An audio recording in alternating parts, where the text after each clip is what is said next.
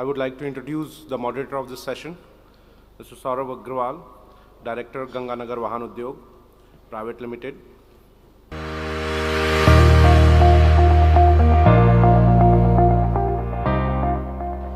Mr. Saurabh Agrawal, an engineering graduate and MBA, running his family-owned automobile dealership in Rajasthan, Delhi, Haryana, closely connected with Tata CV, Tata Cars, Honda Cars, and Bajaj CV. He established Rajasthan's first RVSF scrapping facility in Jaipur. Saurabh ji, all yours.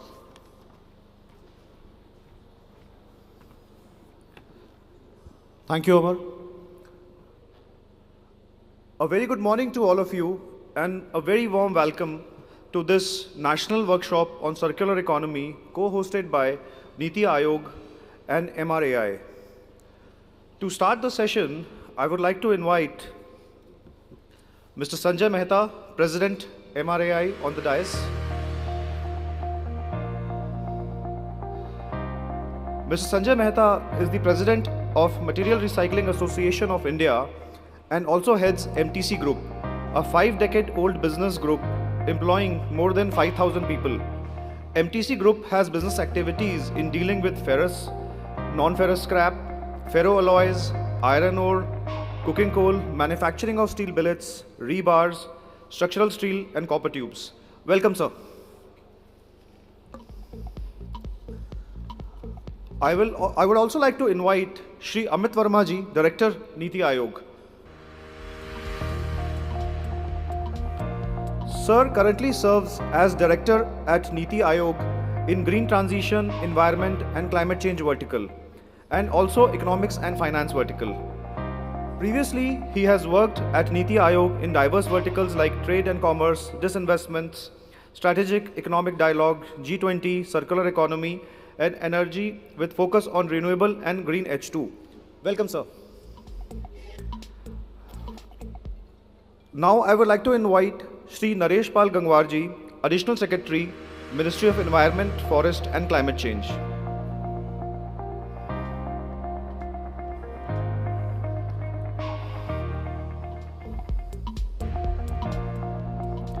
Sir has been involved in various crucial projects and frameworks focused on sustainable development, climate change, and conservation efforts. His work aims to balance ecological preservation with the country's development needs, ensuring that environmental priorities are integrated into national policies and actions.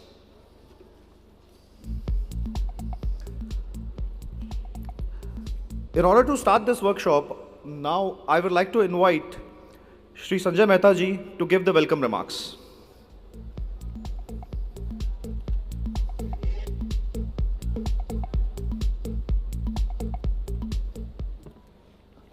Good morning, everyone. MRAI Day 3 Recycling Conference, International Recycling Conference. I welcome Shri Naresh Gangwar Sahab, Additional Secretary, MOUFCC, our main body for the environment. I also welcome Shri Amit Verma ji, Niti Aayog on policies of various sectors of the recycling, and all the delegates present here. Sir, this is the third day of our MRAI International Convention, and we have completed last 2 days and absolutely very full of energy sessions. I think mainly 12 to 13 sessions we have completed in last 2 days, and it was full of house, full of energy, full of positive vibes in India on the best policies, whatever the governments are drafting in the last 5 years, whatever progress we have made in recycling sector. We are very much enthusiastic and very much welcoming all the policies, and all the departments of government of India is trying to definitely making this sector very much powerful, and going forward, I'm sure they will add value to the nation building. Thank you so much, everyone, to be here. I will ask Saurabh to take forward the session. Thank you.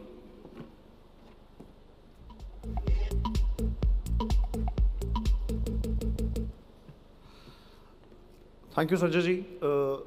It has indeed been last 2 days, good learning and very high energy days. So, thanks for those welcome remarks. Now, I would like to invite Shri Amit Verma ji to give the opening remarks for the workshop. Sir, please.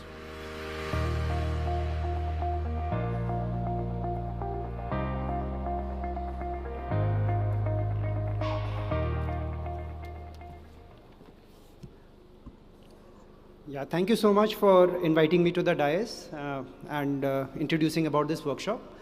First of all, I'd like to extend my heartfelt warm wishes to the dignitaries on the dais, especially Gangwar sir, Additional Secretary MOFCC, and also to MRAI for co-hosting this workshop with Niti Aayog. I also extend my heartfelt thanks to all the state governments who have kindly sent their representatives to participate in this workshop on this very important topic of circular economy, especially focused on end-of-life vehicles and end-of-life tires. I also would welcome and thank all the industry partners, especially the OEMs and the recyclers who are present here as part of this workshop. Before we discuss further about the agenda, I just wanted to share the thoughts from, the conceptual part of why this workshop is being held and what is the role of Niti Aayog and the states in this. As much of you would know, NITI stands for National Institute for Transforming India. It is the government's official think tank. And one of the primary functions we offer is of cooperative federalism and competitive federalism. In competitive federalism, Niti Aayog comes out with multiple indices and rankings and reports in which we rank either districts or states on certain parameters to induce a bit of competitiveness between the states to do better. In cooperative federalism task, we come out with workshops like this, what we are having today. The idea is to pick up best practices from various states, to have conferences which are a melting pot of ideas in which state government representatives, industry bodies, and the recycling industry like this we are having today can discuss and come out with solutions to the policy problems of the country. Under the state support mission, Niti Aayog has supported many states to form state institutions for transforming the particular states, just on the lines of Niti Aayog, which is a new age organization from the erstwhile planning commissions which we had earlier.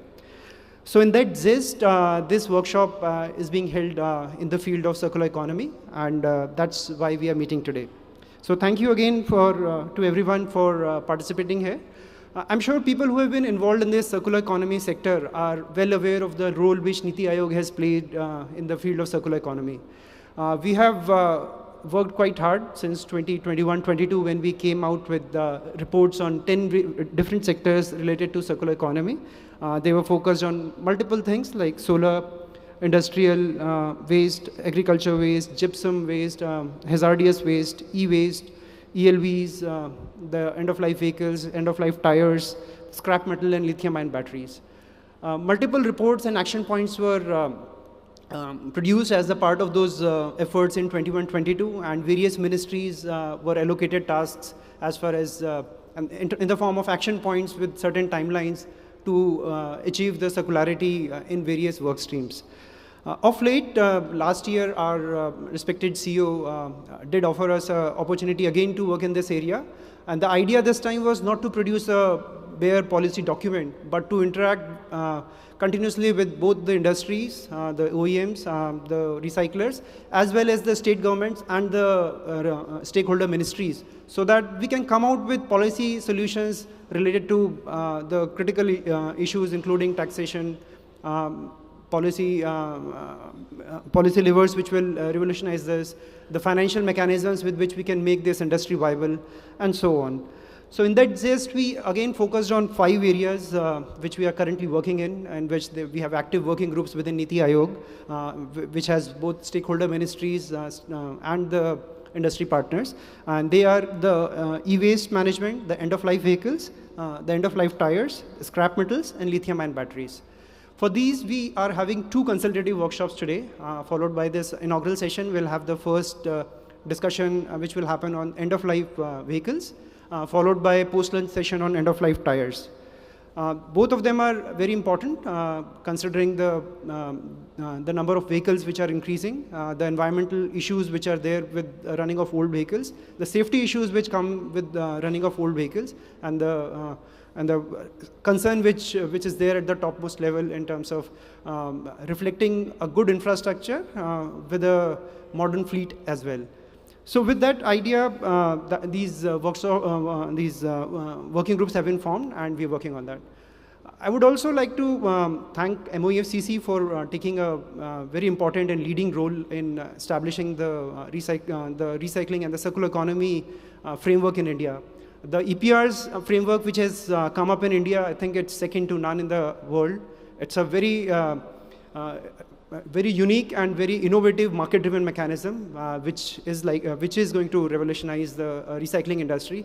The EPR portal is coming up. CPCB is the nodal, and I'm sure every new policy rollout comes up with its own initial birth pangs, but they will all, I'm sure, settle out in some time. And this is going to be a key movement for India in circular economy as far as various sectors are concerned, on which EPR framework has been introduced.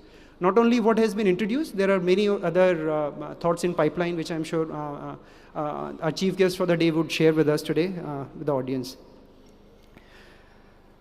So to conclude, I would say that in today's workshop, I think the takeaways would be a thought churn with the industry, with the recyclers, with the state governments about the problems which they are facing, and how Government of India, including NITI Aayog, MOEFCC, and other stakeholder ministries, can help to solve those issues. There are issues which are sector-specific. We'll be dealing with two sectors today, as I've already discussed, about end-of-life vehicles as well as tires. But there could also be issues which are horizontal issues. There are issues related to GST. There are technological issues. There are issues related to import of raw material for various kind of raw material processing. So we are open to all kinds of ideas and discussions, and I hope that we are going to have very engaging discussions in the sessions to come. I again welcome everyone here, and I would like to again especially thank Gangwar sir for being present here to grace this workshop. Thank you.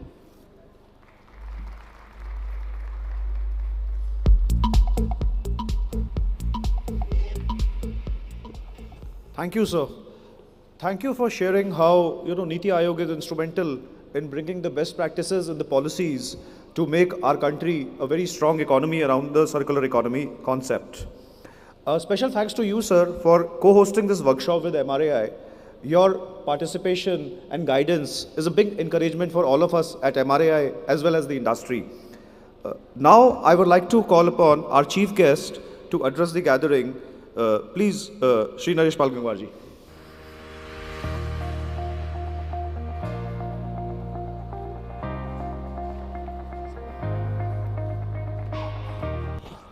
Thank you, Saurav ji. Shri Sanjay Mehta ji, President MRAI. Shri Amit Verma, Director NITI Aayog. Chairman Andhra Pradesh Control Board, Speaker Sneha ji. Ms. Robin from President REMA USA Recycling Association. Ms. Suzy Braz, BIR Europe. Various representatives of industry, friends, ladies and gentlemen. Very good morning to all of you. First of all, I would like to congratulate MRAI for holding this International Material Recycling Conference in Jaipur, and also to NITI Aayog for holding this national workshop on circular economy, covering two waste stream, as has been pointed out by my dear friend Amit Verma, that is e-waste and end-of-life vehicles. And I am really thankful to MRAI and NITI Aayog for associating me with this national conference as well as international conference. Particularly, it's my pleasure to be here, particularly in Jaipur, because Jaipur has been my Karm Bhumi for last several years. So it's always a pleasure to come back to Jaipur and interact with people here. As we are all aware that as we are actually envisioning to become Viksit Bharat by 2047, and that would require a many-fold increase in our GDP and in turn increase in consumptions. And that would lead to a huge pressure on our material resources. So if we continue to work in the traditional approach of use and throw model, then the pressure on the resources is going to be huge, which will lead to further degradation and pressure on environmental issues. And at the same time, it will lead to large amount of waste being generated, which will further have a huge pressure on environment. So, Honorable Prime Minister envisioned and given the mantra of circular economy to the nation, and on several occasions he have given call for adoption and change from linear economy approaches to circular economy approaches. As has been pointed out by my esteemed colleague, then since last 2021, the focus of Government of India, including NITI, have been on how we can bring in circularity in very critical products and where very important and critical resources are being put to use. And initially, I think in 2021, NITI started working on this, and they started focusing on 10 waste streams, which I think my esteemed colleague talked about.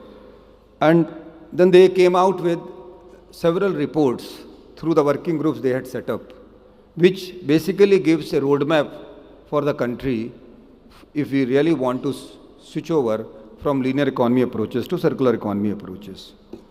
Even before that, Ministry was trying to bring in a concept of extended producer responsibility in various waste streams, including plastic and then electronic and electrical waste, even in the battery waste and several other waste streams. And then Ministry in parallel has started working on how do we strengthen this extended producer responsibility framework in the waste streams which were identified, and also came up with a unique and concept of a market-based approach for implementing extended producer responsibility framework in the several waste streams. And first and foremost, we came out with a regulation, and I think way back in 2022, January 2022, in the plastic waste, where we tried to implement a market-based approach for implementing EPR in the plastic waste stream. And here, this has got two very important components. One, that there is a mandate for the producers for environmentally sound management of the waste when the product reaches its end of life. So the mandate to the producer is that they should contribute to the environmentally sound management of the waste once the product has reached end of life. And then that creates the demand for environmentally sound processing of the waste. And that is where recycling industry comes in play. And that is a very important stakeholder in entire approach of circular economy. And then when it creates demand, then it is expected from the recycling industry to match and ramp up its capacities for meeting that demand. And how it actually incentivizes recycling industry to ramp up its capacity, that it also creates an additional source of revenue for recycling industry in terms of allocation of EPR certificate for whatever amount of waste they recycle, and they get additional revenue from the sale of those recycled certificate, which will be bought by the producers who are mandated to fulfill their EPR obligation. And that is how there is a huge incentive created for the recycling industry in terms of this additional source of revenue. So earlier, recycling industry was getting revenue out of sale of the product which they were producing, but they start getting additional source of revenue. So that becomes a sort of production-linked incentive scheme for recycling industry, and that is what has led to streamlining of the plastic waste management sector. So several new plastic waste management units have started coming up in the country, and I am very happy to say that on the CPCB portal, now there is around 3,000 plastic waste recyclers who are working across the length of this country and recycling plastic waste in over a period of the last several years, and around more than 100 lakh tons of plastic have been recycled in the last few 2 to 3 years. So this story we continued with, then we introduced this similar approach for e-waste management, similar kind of mandate. Here we try to, we are trying to encourage the recovery of material. So the targets to the producers are given in terms of, material, material which is produced out of recycling.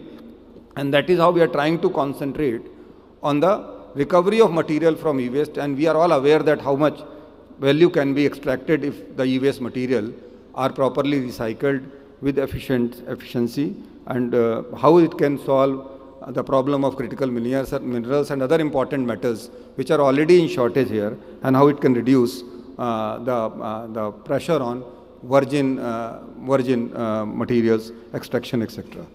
Then we went for when we went for the tire waste. Earlier there was no EPR regime in the tire. Then we introduced similar concept for the tire waste, which is also running, I think, for last 2 years. And then for used oil, and then several other are in pipeline. And then non-ferrous metal, we issued draft notification, which is under finalization. And there are several more which are under consideration. For solid waste also, we are bringing in EPR regime for paper and glass cullets, etc. All these rules have been rolled out, and we have plan of covering all those 11 waste stream which NITI started working on. So now with this all regulatory regime in place, there is a huge demand for recycling, and it is, as the mandate on producer is increasing, the demand for recycling is increasing. Now the onus is on the recycling industry, that how do they match this demand, and also in order to bring recycling circularity in our approach, it is very important that the material which recycling industry produces is of standard that it can be further reused in the same industry. So not only recycling industry has to match the demand for recycling which is created on account of mandate, but also they will have to match the international standard of recycling and produce material of that quality that it replaces the use of virgin material. So that is, and perhaps this workshop is going to serve two purposes. One, that recycling industry across the world, if they interact with each other, they can go for exchange of ideas, and particularly the kind of technologies which is being used elsewhere that can help our industry also to adopt those technologies to improve their efficiencies as well as the quality of material which they produce, and that will certainly help us in bringing in circularity. And apart from that, certainly they will learn from each other the practices which they are doing, and the sessions which are happening on today in this hall, and several other sessions, as I have been told, are happening in other halls also, and for 2 days also several discussions have taken place. They will certainly not only learn from each other, but provide insight into the policies which government has at this point in time, and where that policy support is needed to the industry, if that can be brought up. Though we keep interacting with the industry, we keep getting feedback, and on account of this feedback, several policy initiatives have been taken. We are aware of several constraints which industry is facing, and we are trying to address those also. But certainly if something new comes out of these deliberations today, that will certainly help us in further strengthening the policy. And as far as resolve and support of the government is concerned, government is fully committed to bring in the circular economy approaches and support the recycling industry to grow and match the demand, and also not only demand of the producers on account of their mandate for the recycling, but also demand of the time which is required to actually to help us grow at a pace which will take us to to the vision of developed Viksit Bharat by 2047. And at the end of, I would like to wish all the participants a very best of luck for the sessions which are going to held today, not only in this hall, but in other halls. And also I will expect that whatever outcomes you brought out, Niti will certainly document the outcome of today's session, but MRAI in the other sessions where it is happening in parallel, they will also document and bring about very clearly in the reports that what is that which is required to be done by the state governments, and what is that which is required to be done by the central government, and what is that which is industry is required to do to match this challenge of time. So at the end, again, I will conclude by saying that and by thanking MRAI and Niti for inviting me, making me part of it, and thank you very much.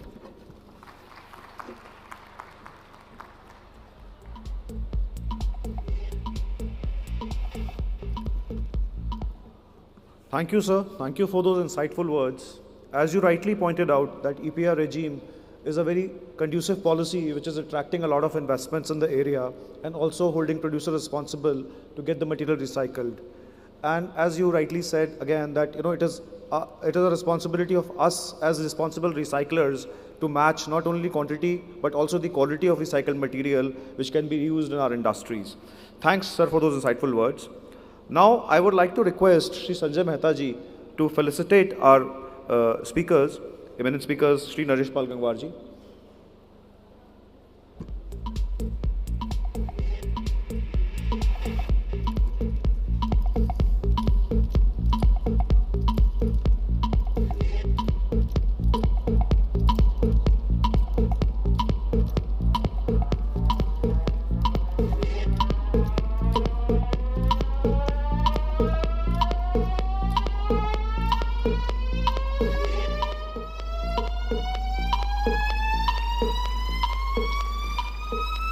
Can we also, I'll request, let's finish this. No.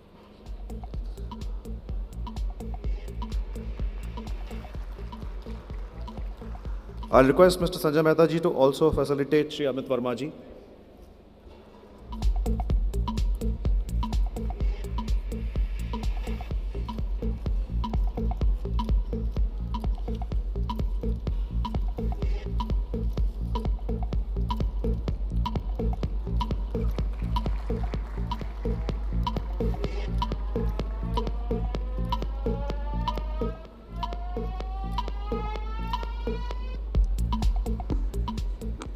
So now we will move to the next part of our workshop.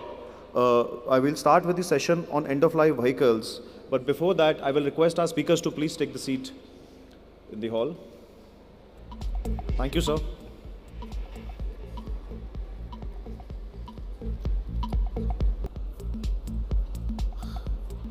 We will now start with panel discussions. I'll request all the guests to take the seats.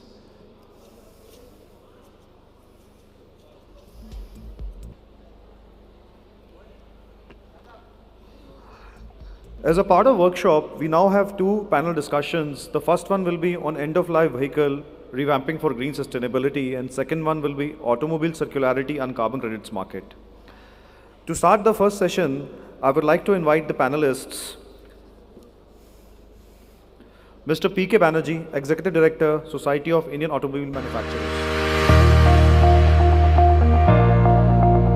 Mr. P.K. Banerjee presently serves as Executive Director of SIAM.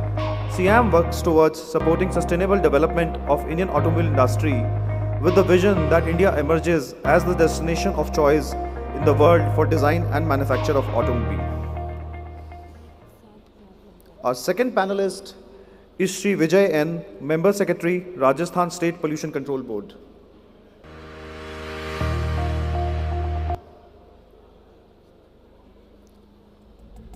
Shri Vijay N.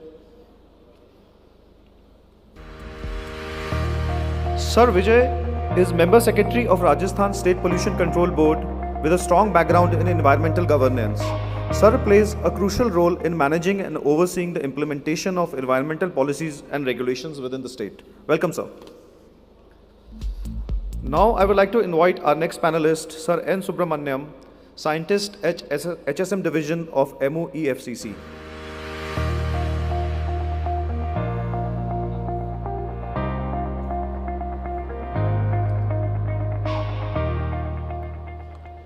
Sir N. Subramaniam. We'll wait for him to join. Till such time, we'll move to the next panelist. Mr. Karthik Nagpal, President, Rosemata Auto Recycling Private Limited. Karthik Nagpal, a stalwart of holistic growth, has propelled the Rosemata Group to more than just road safety solutions. His leadership has taken the high security registration plate vertical to new heights, become India's largest and world's second largest organization in the domain. Welcome, Karthik. I would like to invite our next panelist, Mr. Jagdish Prasad, Vice President, MTC Business Private Limited.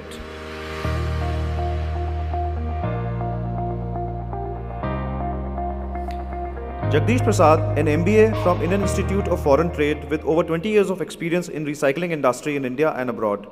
He has been a part of various government initiatives and drafting committees of Government of India relating to policy formulation for recycling industry. Our next panelist is Mr. Nitin Chitkara, CEO, Meta Materials Circular Markets. Nitin is a pioneering force in the creation of e-markets around circular economy principle, spearheading the development of global first tech ecosystem for automotive circularity, ELV Circularity Passport and ELV credits with over 20 years of diverse experience spanning e-governance, G2B and B2B domains.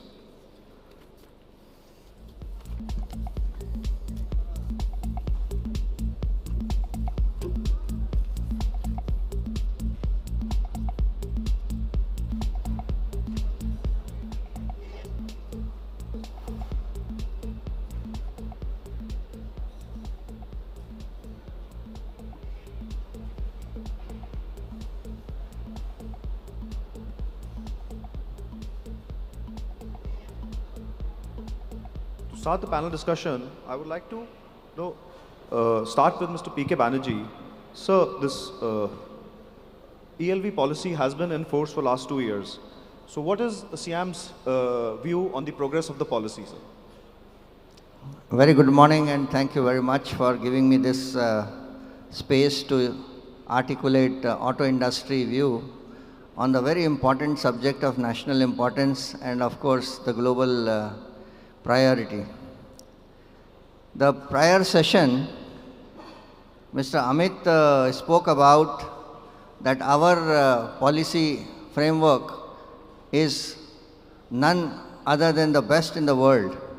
And I can't agree more with him because Sustainable Development Goals 2030, net zero target of 2070, and our aspiration to become developed nation by 2047 can only be realized if we align this very important policy framework towards achieving the goals which we intend to do in given time frame. I think Government of India's visionary leadership, the innovative implementation of policy framework, the formulated policy under the leadership of interministerial group led by finally MOEF and CPCB portal implementation are the shining example that how the collaboration, cooperation of different forces will work together. And auto industry takes pride because we have been shining sector to contribute to the national economy, the growth of India, and when it comes to migrating from non-BS regime of emission to now the world best BS6 emission norms and the vehicles becoming at par in safety norms also with the world, the older vehicle needs to get off the road.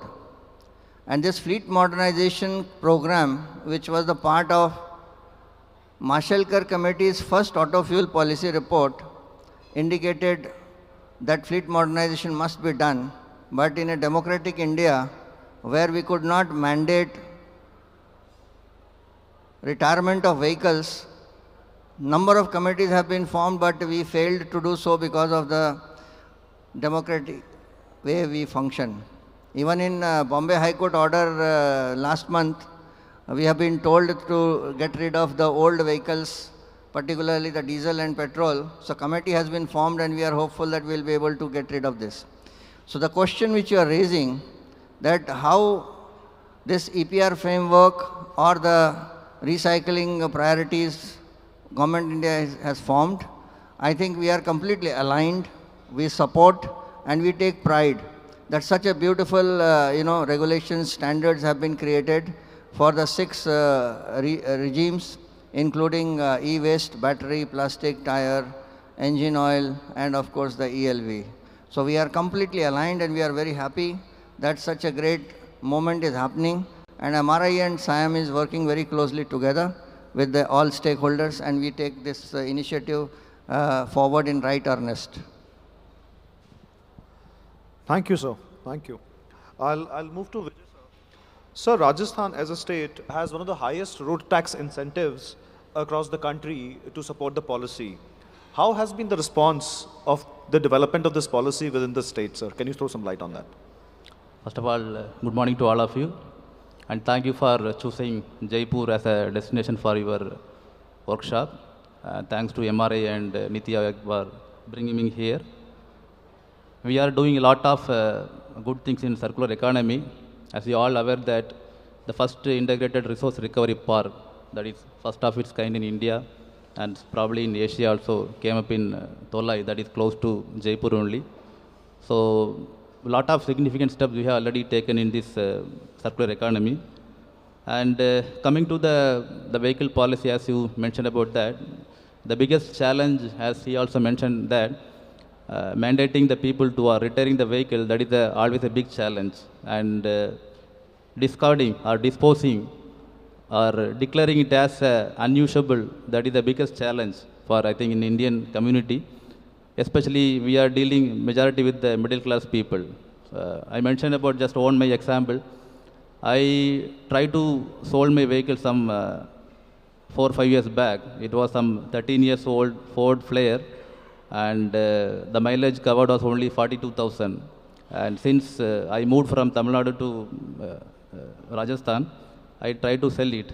The rate I obtained was, the quoted was only 18,000. I think it is much lesser than the two-wheeler vehicle price. So it was a big challenge. Then I could not able to afford that.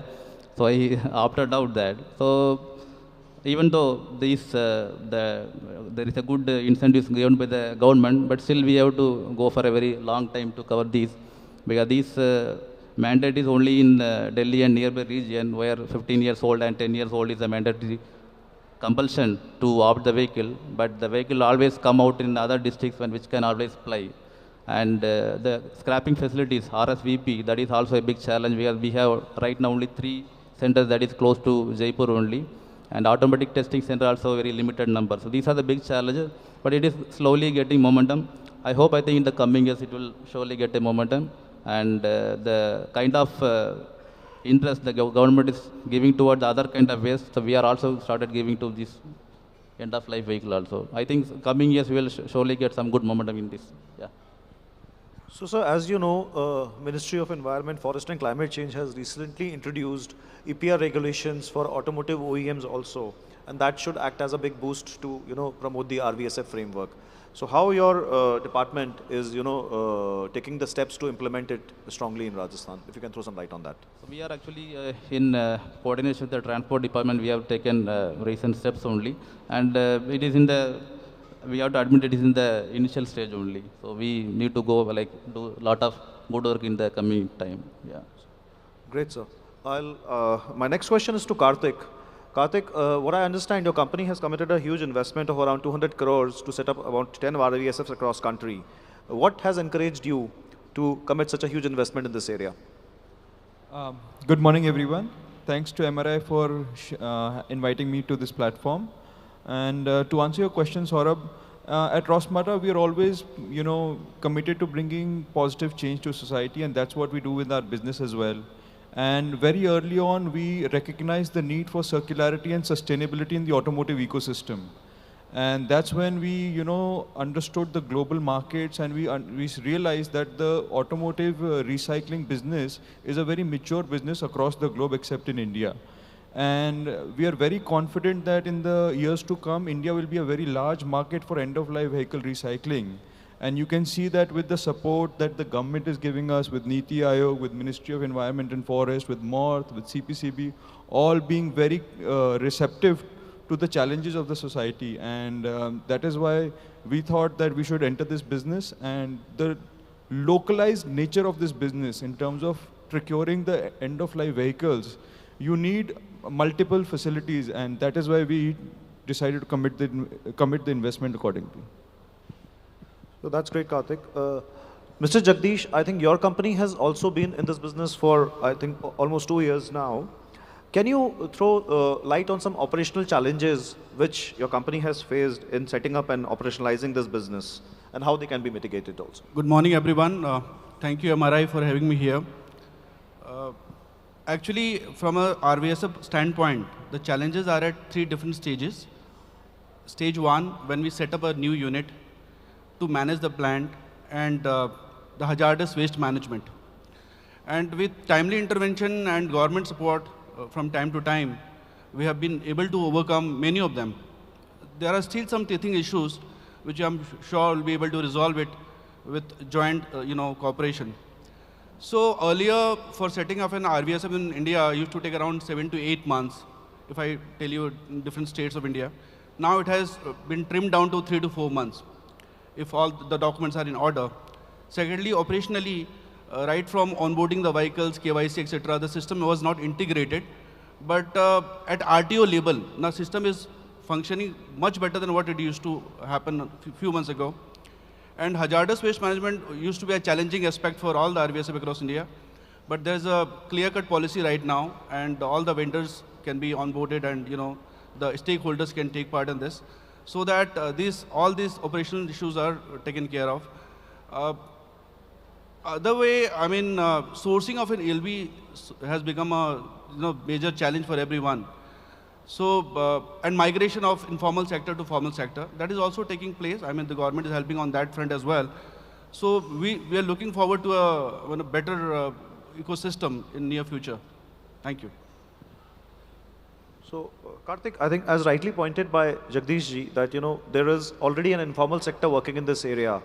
And what we've been also discussing and understanding that there is a price gap which exists between the formal sector and informal sector because of obvious reasons.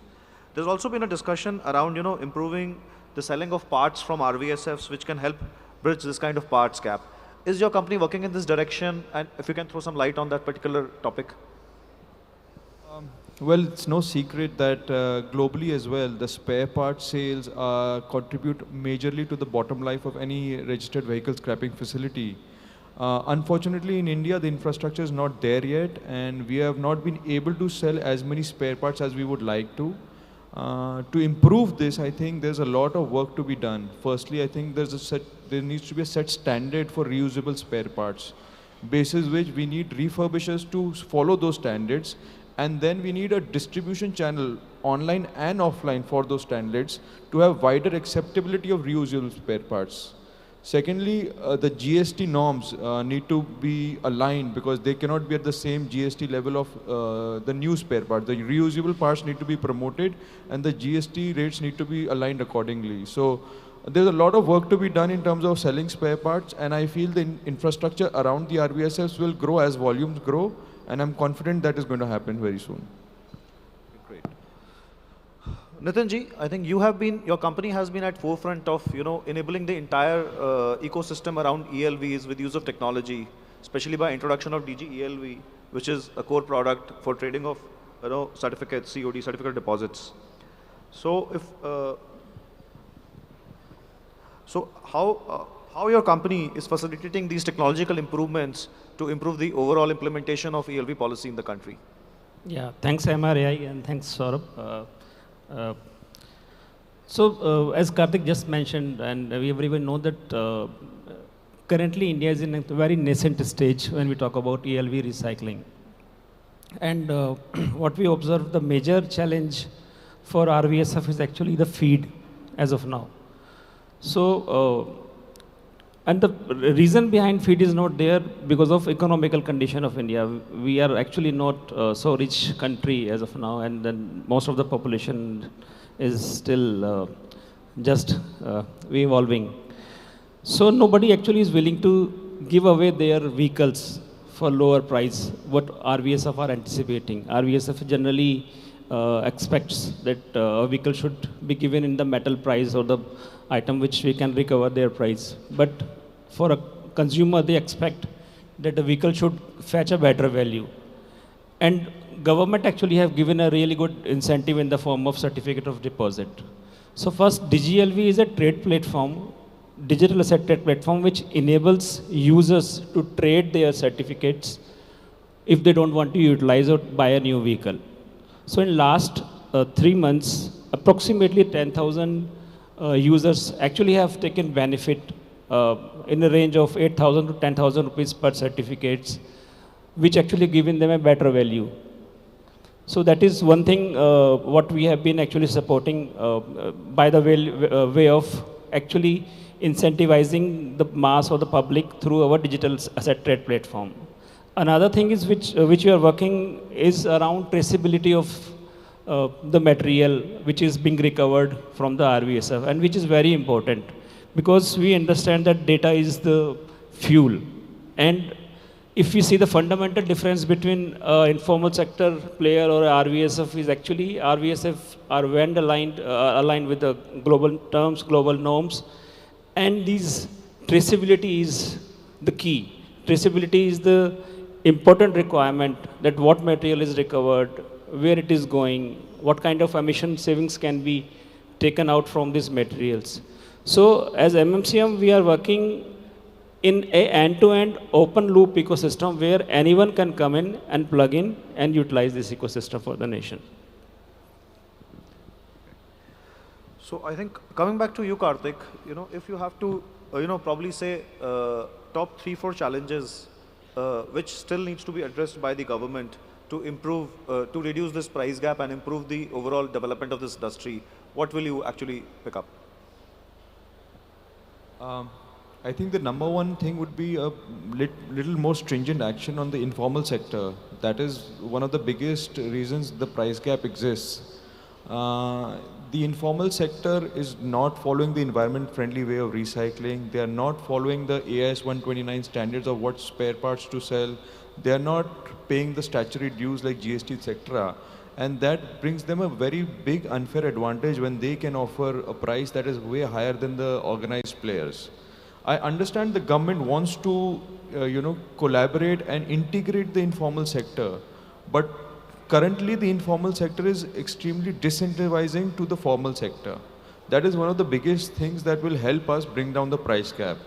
Secondly, they've already introduced the EPR framework. We would like, that will really help to decrease the value gap funding that is there in the industry right now. So hopefully that was going to really help around.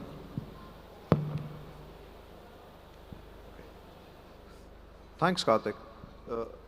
Coming back to you, Mr. Banerjee, you've already heard that policy has created a good environment for RVs to survive, while still there exists a lot of challenge with the unorganized sector. How auto OEMs or SIAM is planning to work collaboratively with RVSs in the sector? Even we are aware that a lot of OEMs are also planning to get into RVSF. Can you just throw some light onto this entire? Yeah, because fleet modernization is in the interest of everyone. Economy of scale will go up with new vehicles coming in the market. The fuel efficiency will improve. Environmental benefit will be accrued at the city where the old vehicles will get replaced. The road safety aspect will also be taken care. So therefore, as an OEM, we would like more and more older vehicles to get off the road and the new vehicles, which are better vehicles, replace them. And therefore, if you look at Maruti, Mahindra, Tata, they have already established RVSF in different cities, and more OEMs are willing to set up RVSF. Of course, as Karthik mentioned, the organized sector RVSFs are currently running under huge losses because feed is not coming. And government is aware about it. We are working with government together. So therefore, OEMs have already offered the discount to the tune of 2.5% for heavy commercial vehicle, and if the vehicle is less than 3.5 ton, then in the discount is of the order of 1.5 to 1.75%. Cars also, they have agreed to offer discount. So OEMs have also tried to offer additional discount from their side. And to encourage further, you know that 25% road tax exemption is there. Government is mulling to increase that road tax exemption to 50% in the next policy intervention. So we are aware that we need to encourage people more and more and try to bring in a situation where older vehicle gets replaced. If it is not happening through executive route, there are also the PIL route which is pushing various states to take action. So recent point in case is the Bombay High Court. So within 15 days we have to revert. Committee has been formed and SIAM is part of the committee. So we will just see how interventions can be done. We are thinking that like NGT order, 10-year and 15-year-old in Delhi is working, some sensible thing through automated testing centers where the person bring the vehicle and if the vehicle is not worthy of running on road to the prescribed safety and emission norms, then they necessarily need to go to recycling units for end-of-life vehicle management. So SIAM members are very closely working together, not only on their own, but also joining hands with the MRAI members and RVSF units so that we can create better organized environment so that automatically, slowly, the unorganized sector will either align and join hands with us to become mainstreamed organized activities. Otherwise, there will be some kind of gradual phasing out of their activities which are not organized. So this is where we are trying to push, and we are hopeful that with different EPR targets coming in, things will get some kind of push in coming days. Thank you. So before we move to Q&A to audience, I would like to take your views, Jagdish ji. As shared by Mr. Banerjee, that there will be this new policy of EPR in automotive OEMs will create a huge liability for automotive OEMs. Our earlier speakers have also shared that it is for us to meet as responsible recyclers both quality and quantity targets, which will obviously need a lot of scaling up in the RVSFs. So, and you've been already running these RVSFs for a while. What is your experience and advice to RVSFs to scale up the operations to meet the coming demands of the sector? See, if you... Hello. So, if you look at the installed capacity and the incoming feed as of now, we might not need for at least next 2 to 3 years. But by the time the policy is implemented across all states of India and more awareness is created, we might need to scale up. And number-wise, let's say 300,000 vehicles are produced every month. So even if there are 1,000 RVSF 10 years down the line, each RVSF will have at least 300 cars to process. I'm not talking about two-wheelers and commercial vehicle, only cars. So they have substantial volume. And to meet that growing demand, they need to invest on technology, infrastructure, new setups. Otherwise, with the conventional mode of dismantling, they will not be able to cater that much of volume. So definitely all the RVSFs should plan going forward. Maybe they should start planning right now that definitely they'll have a substantial amount of volume to cater after 3 to 4 years. Thanks. So now I would like to invite Shri Amit Verma ji to be on the stage to help us conclude the session and also help us do the Q&A session with the audience. Can we play the introduction video for Amit Verma ji?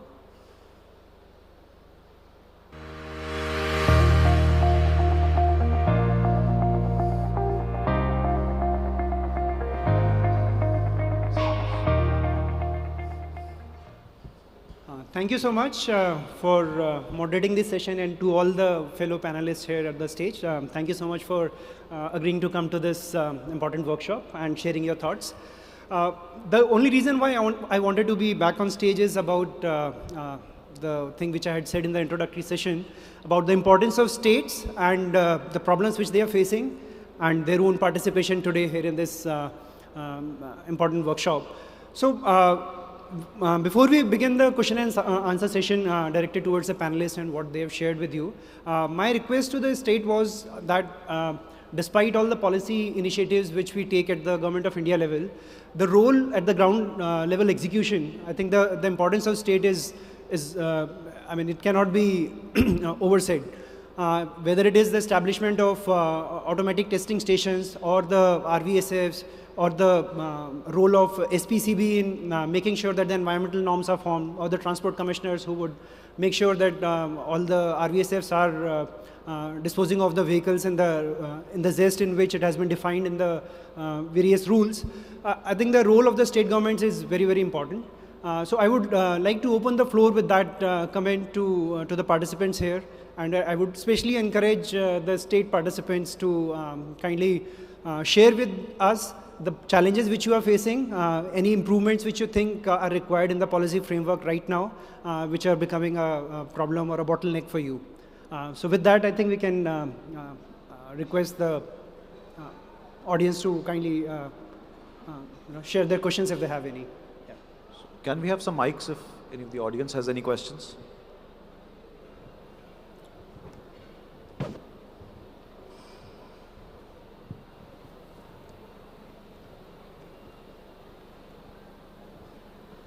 Yeah, Mr. Prabjot, I think, is having a question. Is one. Yeah. So, sir, we'll come back to you. There's one question behind. We'll come back to you, sir. Yeah, hi. My name is Sriram Iyengar. See, while there are very good discounts that has been provided by every other states, almost only 8 to 10 states are giving complete 25% discounts. All the other states that are given discounts comes with lot of cap. Let's say if they are giving discounts of 15%, it also says that the discount is up to 50% of the scrapping value, whichever is lower. So, which means if the vehicles that get scrapped, it's of 40,000 rupees, and 50% of that is maximum discount that would be available is 20,000. So, these caps are actually playing a spoilsport in many states, which we request the government to intervene.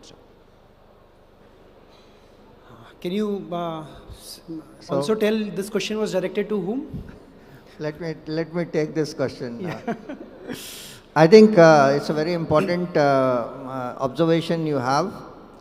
We had a specific interaction with Honorable Minister Shri Gadkari ji, with the Secretary of Road Transport and other officials present, and this issue was highlighted. The nature of this problem is twofold. One is all the states of the country have not adopted RVSF policy.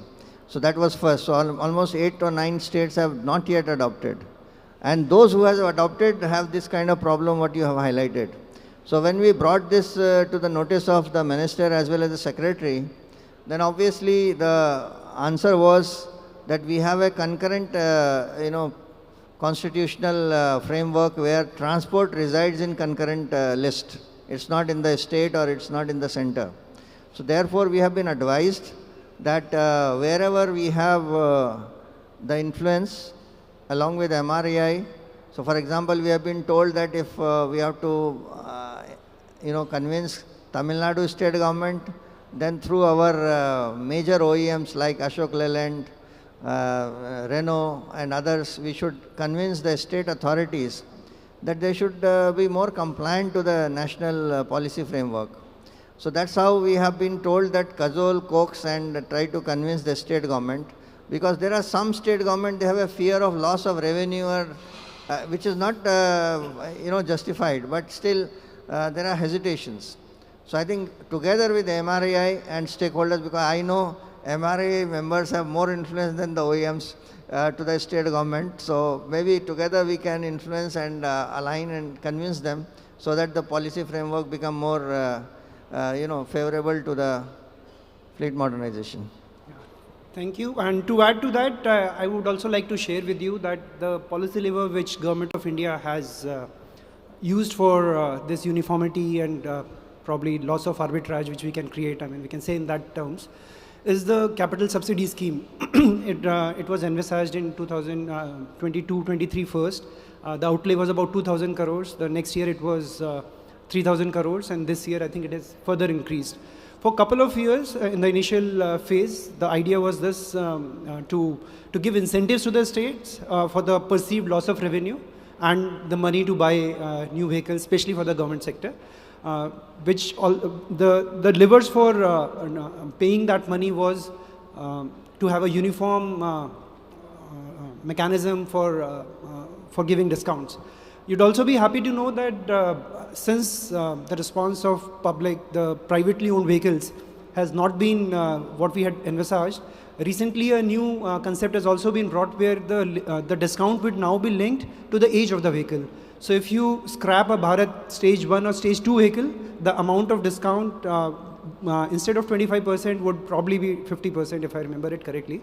But we have linked it to the older the vehicle, the more discount you would get to induce people to bring their vehicles into the RVSS for formal recycling. So these are different policy levers which have been used to make a uniform pitch across the states, as well as inducing people to scrap the older vehicles first. Yeah. Thank you.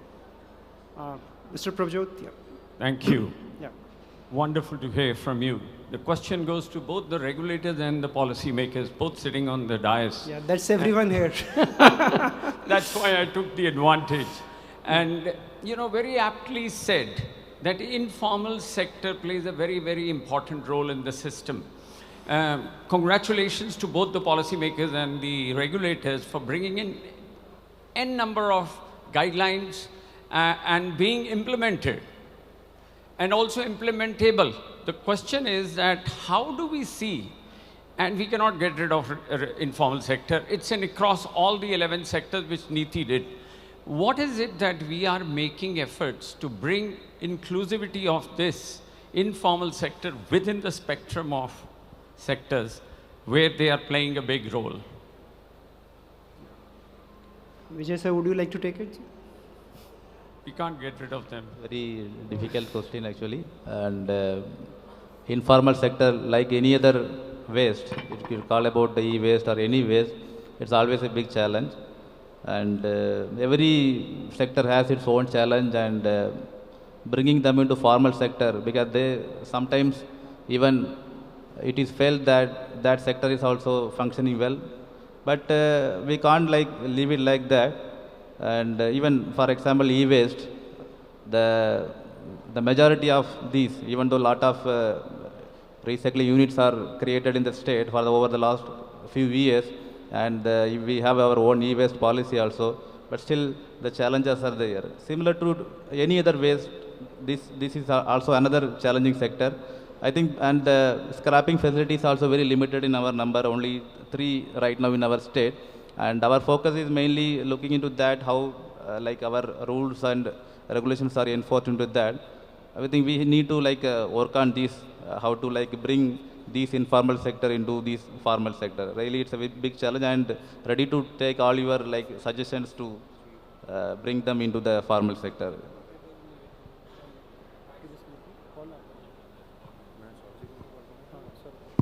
Hello. Since Niti Aayog is there, and you rightly said, sir, sorry pursuing it without permission, but I would really request that if Niti can take up informal sector representatives across the sectors and hold a small workshop around, and then find a solution, and then really bring out how we do it. In plastic waste, we tried through the UNDP to bring in inclusivity of how they can be partnered across to give them the benefits which are created under the social ministry. So I think so there has to be a separate guidelines brought into how to create informal sector into the formal, rather than only leaving it to the EPR regime, which certainly is acting, and you have brought EPR in all the 11 sectors, and congratulations to you. I earlier said, I think so the need is really to have a dialogue and then come out with the solutions, what you all are saying. Thank you very much, please. Yeah. So thanks for your suggestion. I understand the challenge which you are pointing out to. The challenge of reaching out to informal sector lies in their informality itself. There are no associations, there are no people to reach out to.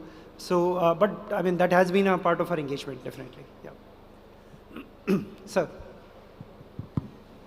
Good morning to all the panelists and the speakers. I have a suggestion, in fact, a rather observation. I am Krishnaya, Chairman, Andhra Pradesh Pollution Control Board. Now with the e-vehicles occupying the space of automobile sector in a rapid way, the disposal or dispensation of the automotive vehicles, both petrol and diesel, is going to be rapid. Are we factoring this aspect into our policy of scrapping the old vehicles?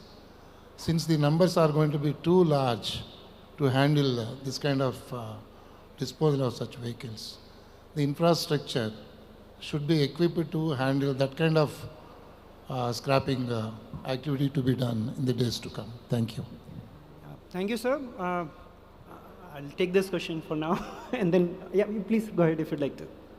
Yeah, I think, sir, your point is very valid.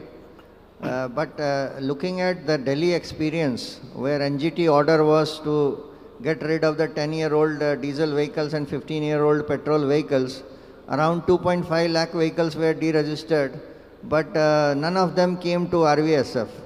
All of them got vanished in the hinterlands of rural UP and rural Rajasthan. So I believe that because there is a worth in the existing vehicles, people have a tendency to move it to the hinterland, and mobility is still, sparsely available in hinterland. So therefore, we have to be mindful that these vehicles will tend to move towards the rural hinterland. Yeah, so just to add to that, sir, we understand the growth of EVs and the automobile sector in general is happening. And the different part in a EV is the battery itself, the lithium-ion battery, which requires a different kind of treatment as compared to e-waste or the RVSF.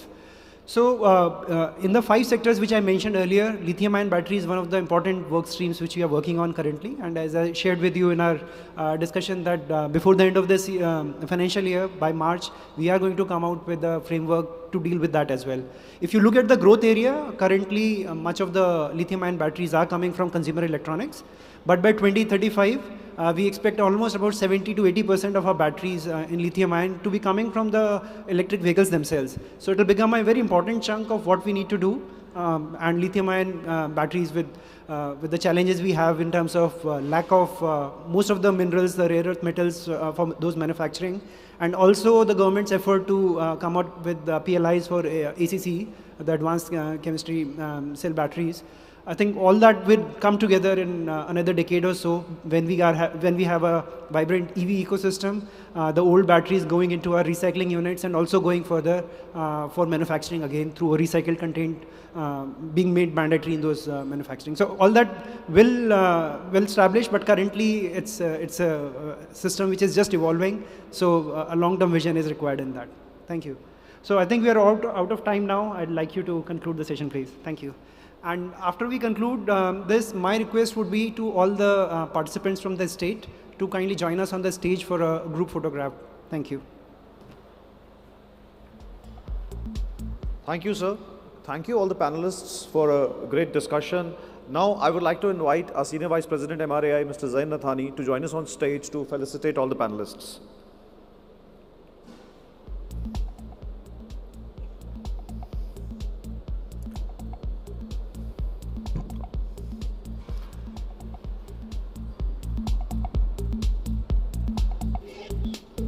Mr. P.K. Banerjee.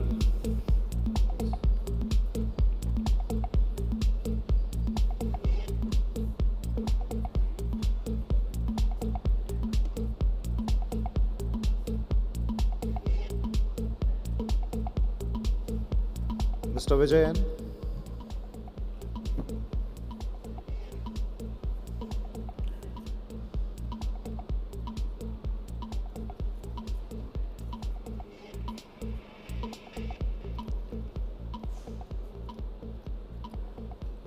I'll let you know. Mr. Karthik Nagpal.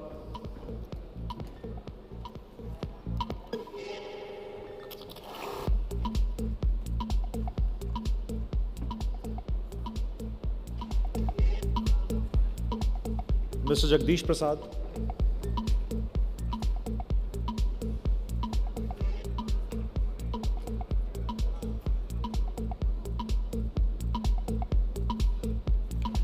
And Mr. Nitin Chatkara.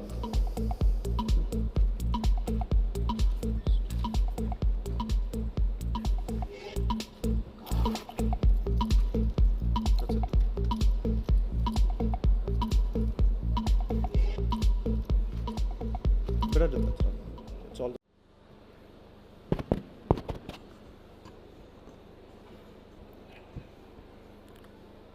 Good morning, everyone.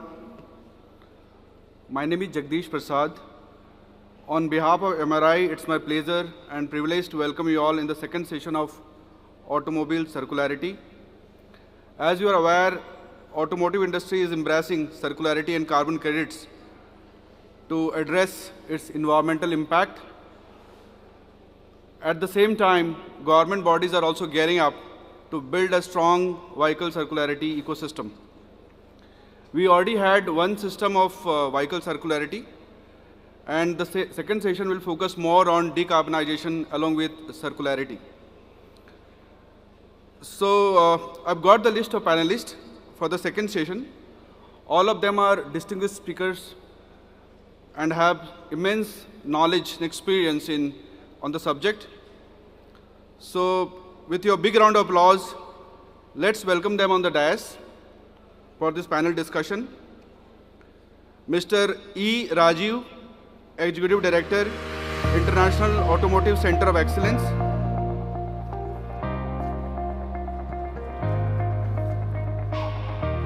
Welcome, Mr. Rajiv. Mr. David Nolan, Executive Director, Auto Recyclers Association of Australia.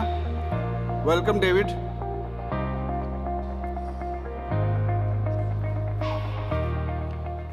Mr. N. Subramaniam, Scientist, HSM Division, MOFCC. Welcome, sir.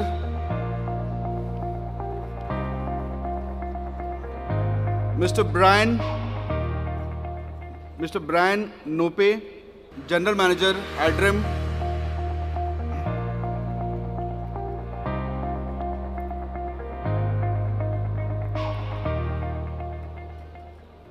Mr. Yashodhan Ramtek, Assistant Vice President, Carbon Division, MMCM.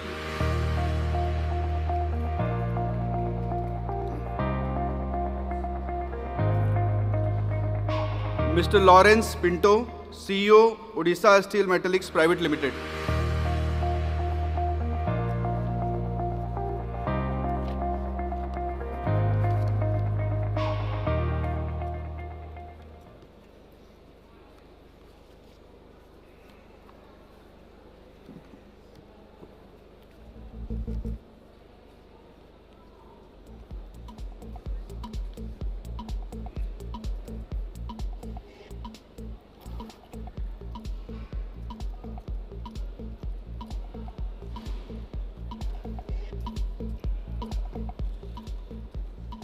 Thank you very much, gentlemen, for participating in this important panel discussion. In the allotted time of 50 minutes, we'll be covering various elements of vehicle circularity and carbon market. So let's try to be brief in your replies and suggestions and views so that, I have a list of questions which I need to cover during this hour, and we have to take a few questions from the audience as well.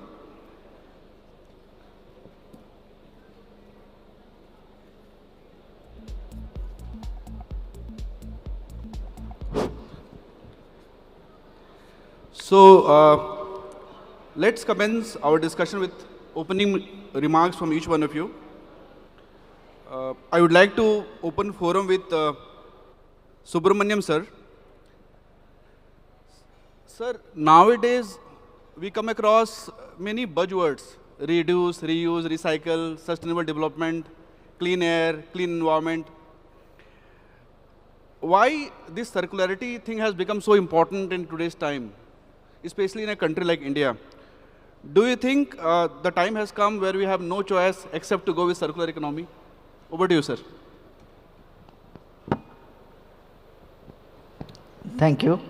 First of all, I would I would like to welcome everyone to this international and national conference on different kinds of circular economy on different waste streams. Coming to the fundamental question, circular economy, now we have started mainstreaming into the all sectors, but since age-old practice, the country has been following the circular economy, because every product we try to extend its life, use it to the maximum possible. When it becomes waste, we also repurpose it and use it for second life. You take newspapers, you take clothes, whatever the products we use in our daily life.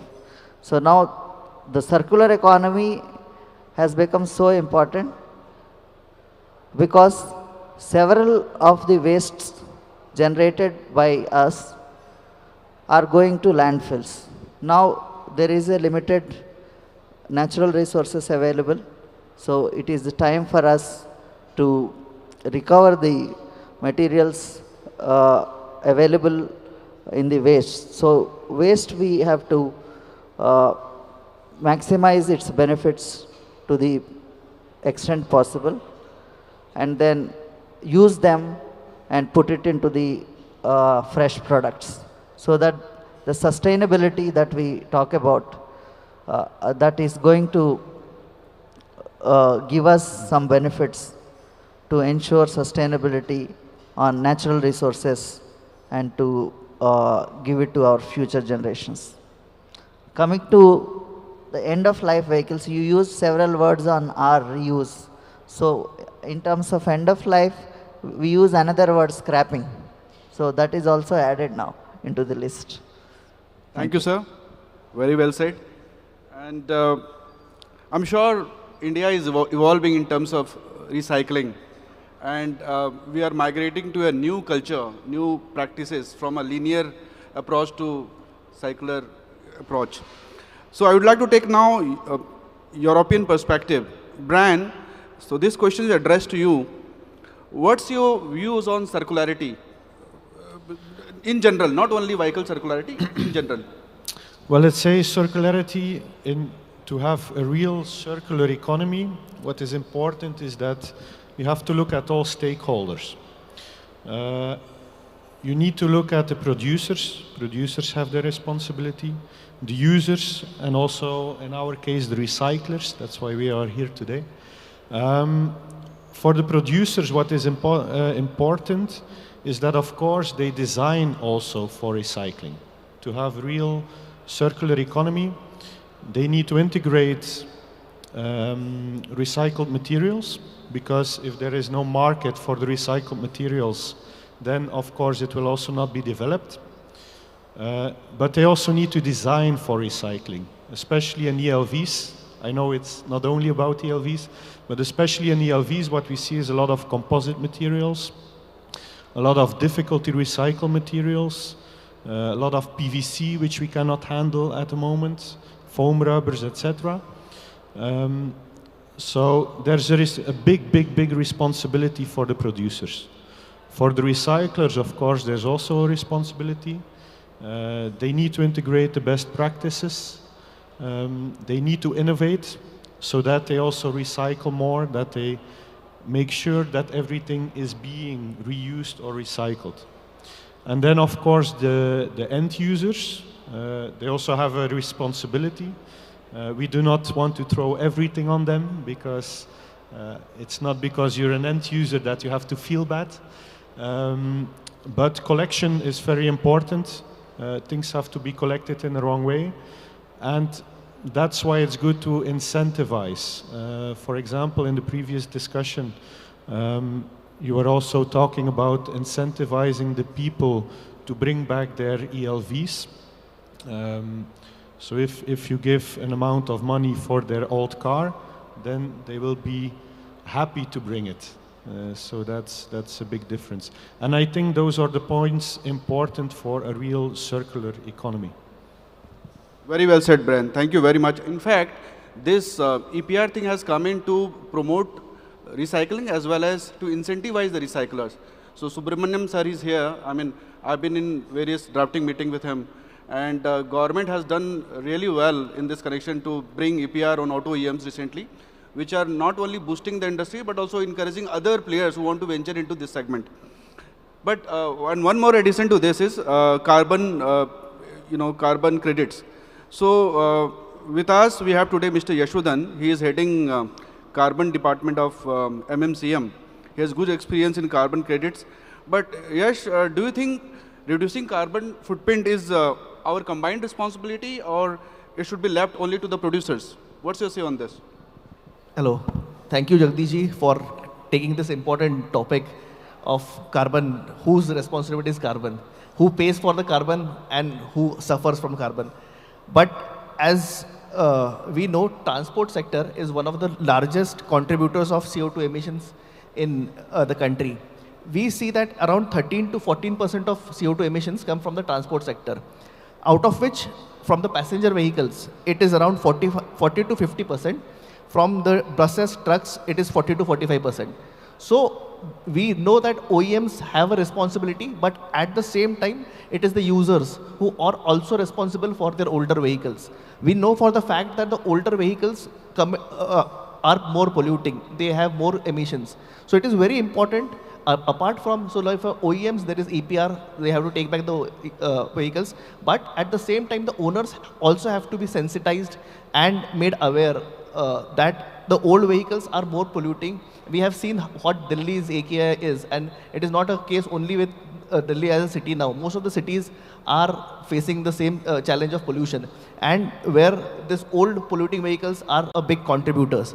So along with OEMs, I think the users also have to be made aware of all these things, and I think government policies also need to be aligned where we make them part of the solution. Thank you. So, Subramaniam sir, the awareness is still missing in some of the, remote towns, tier 2, tier 3 cities. People still are not aware what's to be done with their old vehicles and where to go. In fact, we have enough awareness through our social media handles, all the RVSFs are doing right now. Then, metro cities and tier 2 cities, people know what to do with their old cars. But awareness is one area where we have to work more so that, because clean air, clean environment is something where everybody is either winner or loser. We can't say that you are a winner, I'm a loser. If there is a clean air, everybody will enjoy this. So what is in this area government is doing? I mean, if any see what happens is sometimes, if we as private players or other stakeholders spread awareness, then people take slightly, they are serious, but not that way. But if something comes from the government side, any notification which comes from the government, people will take it seriously. If tomorrow you release a press note that, everybody has to recycle their car, only the RVSF, people will have no choice. So in awareness front, what MOFCC is doing to ensure vehicle circularity? Thank you. Vehicle scrapping policy was released in 2020. So we are now almost 4 years down the line. Ministry of Road Transport has taken several initiatives to encourage vehicles, to address vehicular pollution especially. Not only scrapping of the vehicles, also promoting the EVs and other phasing out the older and polluting vehicles. So BS6 has been introduced.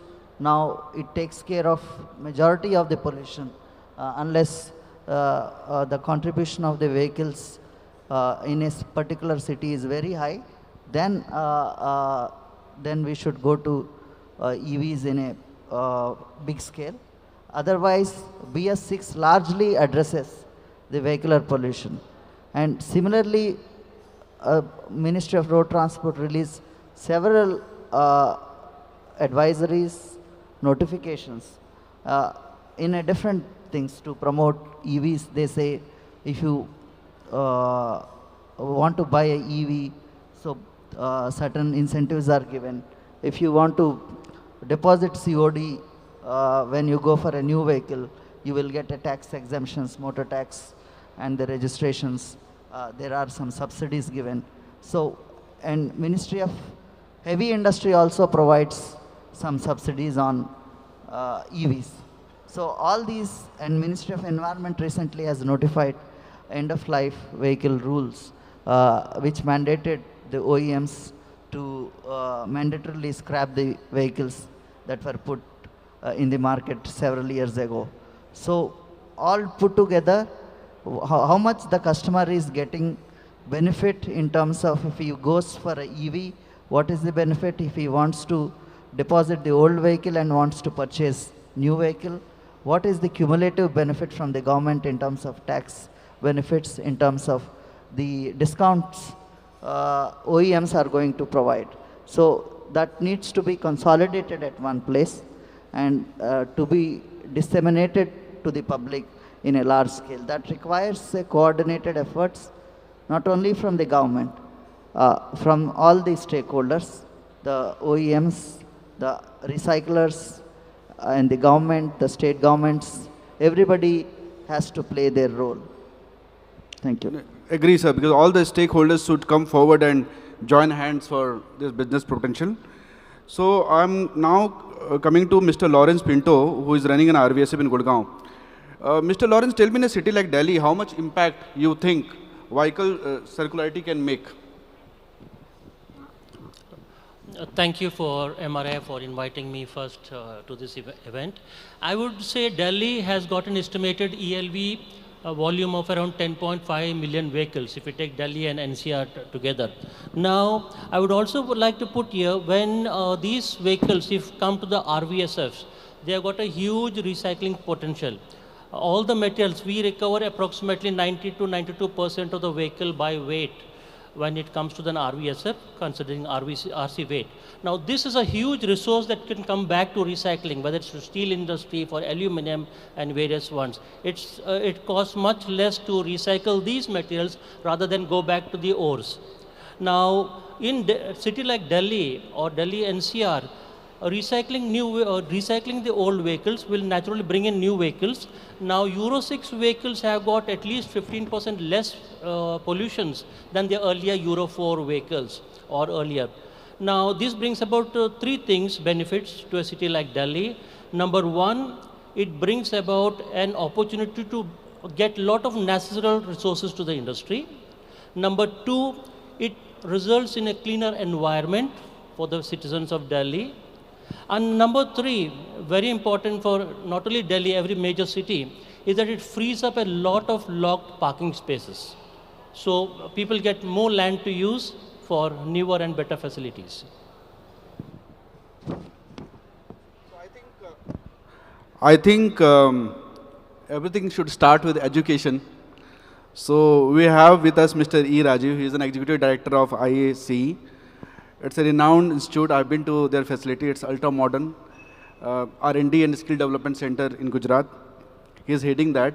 And so, Rajiv, I would like to ask you, do you think circularity and decarbonization should be a part of the syllabus for all the secondary education? I mean, not only in your college, but other technical institutes, so that when these students pass out, they keep circularity in their mind, not only for their own consumer use, but for the companies they work for.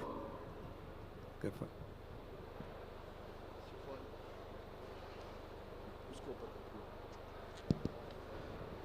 First of all, I would like to thank MRAI for having me here. And in response to the question that Jagdishji you just put across to me, so in terms of an output of an education, or you asked me whether we should introduce in the higher education. So when you look at purely career prospects, I understand the automobile industry, including ELV, the prospects are only going to increase because the total number of vehicles that we are putting on the road and the value chain that we have of 20 years, starting from production to an ELV of vehicle will go up. So it would make a lot of sense to make people aware of a lot of aspects of auto in primary education, secondary education, going forward to even engineering and other sciences. And with the new education policy in place, we have lots of enablers. There has to be a phenomenal change in the policies which education has undergone through. There are provisions like nano credits, micro credits that are possible, wherein people can be aware of these carbon credits. And there is a lot of adoption in terms of the kind of habit formation that has to happen. And this habit formation should happen much younger. In order to get the best benefit, if we have to arrive at a green GDP, if we have to look at higher percentage of green GDP as a total percentage of GDP, we need to start very, very early. So people start adopting the basic fundamentals of repurpose, reuse before we recycle. It has to start early. So it definitely makes a lot of sense to start early, introduce it in higher education, but not stop there. We bring it to engineering. The design principles that are adopted for vehicles, the engineers who would adopt those kind of design principles should be thought of, should be introduced to circularity concepts, materials that can be circular, and other panelists just mentioned some of the materials that can't be recycled should be avoided to start with. Thank you, Raju. Very well said. So now I'm moving on to Mr. David Nolan. He is the Executive Director, Auto Recyclers Association Australia. David, what is the general view in Australia about vehicle circularity? What is your general perception in Australia? Australia is probably typical of many other industrialised economies where a significant proportion of the value of the ELV is recovered in the reuse category of the circularity hierarchy. Reuse sits above reclaim and recycle, and reuse is what provides the value for the people who are dismantling the vehicles. And so to contrast that with the situation in India, there's two standout. First of all is the lack of technology that is available in India to support the reuse of second-hand parts. So the RVSFs are going to produce significant volumes of parts in a concentrated environment, and having those parts available for reuse is, as mentioned in the previous panel session, a big challenge. They need to capture that value to make the operation of the RESF worthwhile, but they don't have the wherewithal, they don't have the connections, and they don't have the technology to be able to maximise the value of those parts. And that's a significant contrast between current situation in India, current situation in Australia and many other countries. It was really interesting to see last night the awards and recognition of the sponsors and the huge achievements of those Indian companies, but they all started modestly and they started with vision, and they grew their facilities and they grew their processes to match the market. And I think that's where the RVFs sit now. I think they sit at a point where they don't have the technologies to enable them to maximise value from ELVs. They're competing with the informal sector because the informal sector does have better capabilities in some ways.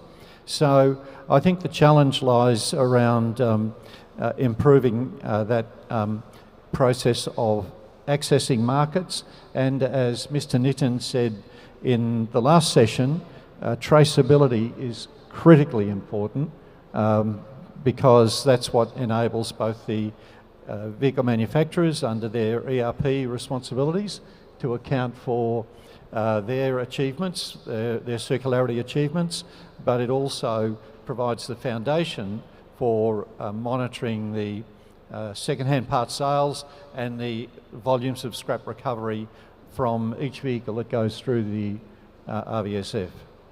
So, is there a bigger market for reusable, second-hand parts? Are second-hand parts allowed to be resold, refurbished in Australia? refurbishment is less an issue than simply the access to the market for the sale of second-hand parts. And, you know, it starts with the fact that a person who needs a mirror or a modest part can readily find that, and that there are good suppliers of good quality parts that are available to meet the market need. And the RVSFs have the capability to do that. They just don't have the technology to match with the market yet. Absolutely. We are also migrating to a modern technology right now. So my next question would be to Subramaniam sir. Sir, for RVSF, sourcing ELVs is a major challenge across India. I mean, this is the bigger problem for us to, you know, remain viable in long run. And one of the major reasons for this is informal sector. So we can't blame them entirely because there was no policy in place earlier, because the policy recently came in 2021. Now we have a well-drafted and transparent ELB policy in place. So how can we migrate them to informal sector? Because at the end of the day, we have to use their skill set, you know, because they are more experienced than formal players. So if we can make use of their expertise and bring them to formal, you know, sector, it will not only help the industry, but also give them enough employment in the formal sector as well. So what's your view, how we can migrate them to ELV? I am sure it will be done in a phase-wise manner because they are in millions. So what's your view on this, sir? Well again, I truly do not believe it can happen without better technology operating at the level of the RVSFs, and for that technology to be able to embrace the informal sector.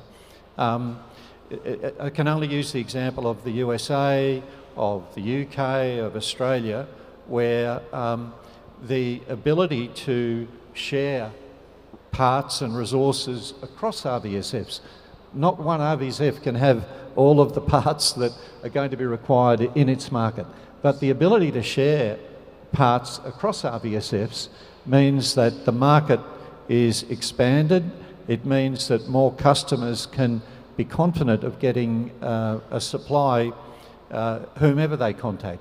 And I think that that's typical of all of those other countries. So this question I wanted to ask Subramaniam sir actually. So, you know, what is the plan to migrate them to formal sector, all the people who are working in informal right now? So, as you had already mentioned, a scrapping policy was voluntary when it was introduced in 2020. So, every vehicle owner is encouraged to scrap the vehicles at the formal facility and get the certificate of deposit and get the benefits out of it when he is going to buy a new vehicle. Now, the question you posed is pertinent. Vehicles are going to informal sector. So obviously, one basic question why he is going to informal sector, because he may be getting more economic value out of it than getting at RVSF. That's one thing. Secondly, we started mandating the targets for OEMs.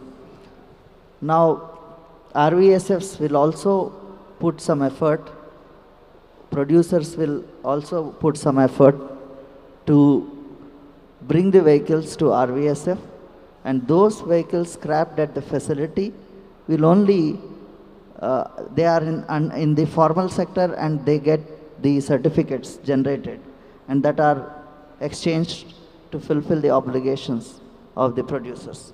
So now the question is, when the vehicle goes to informal sector, so they cannot generate EPR certificates. So it is not formalized.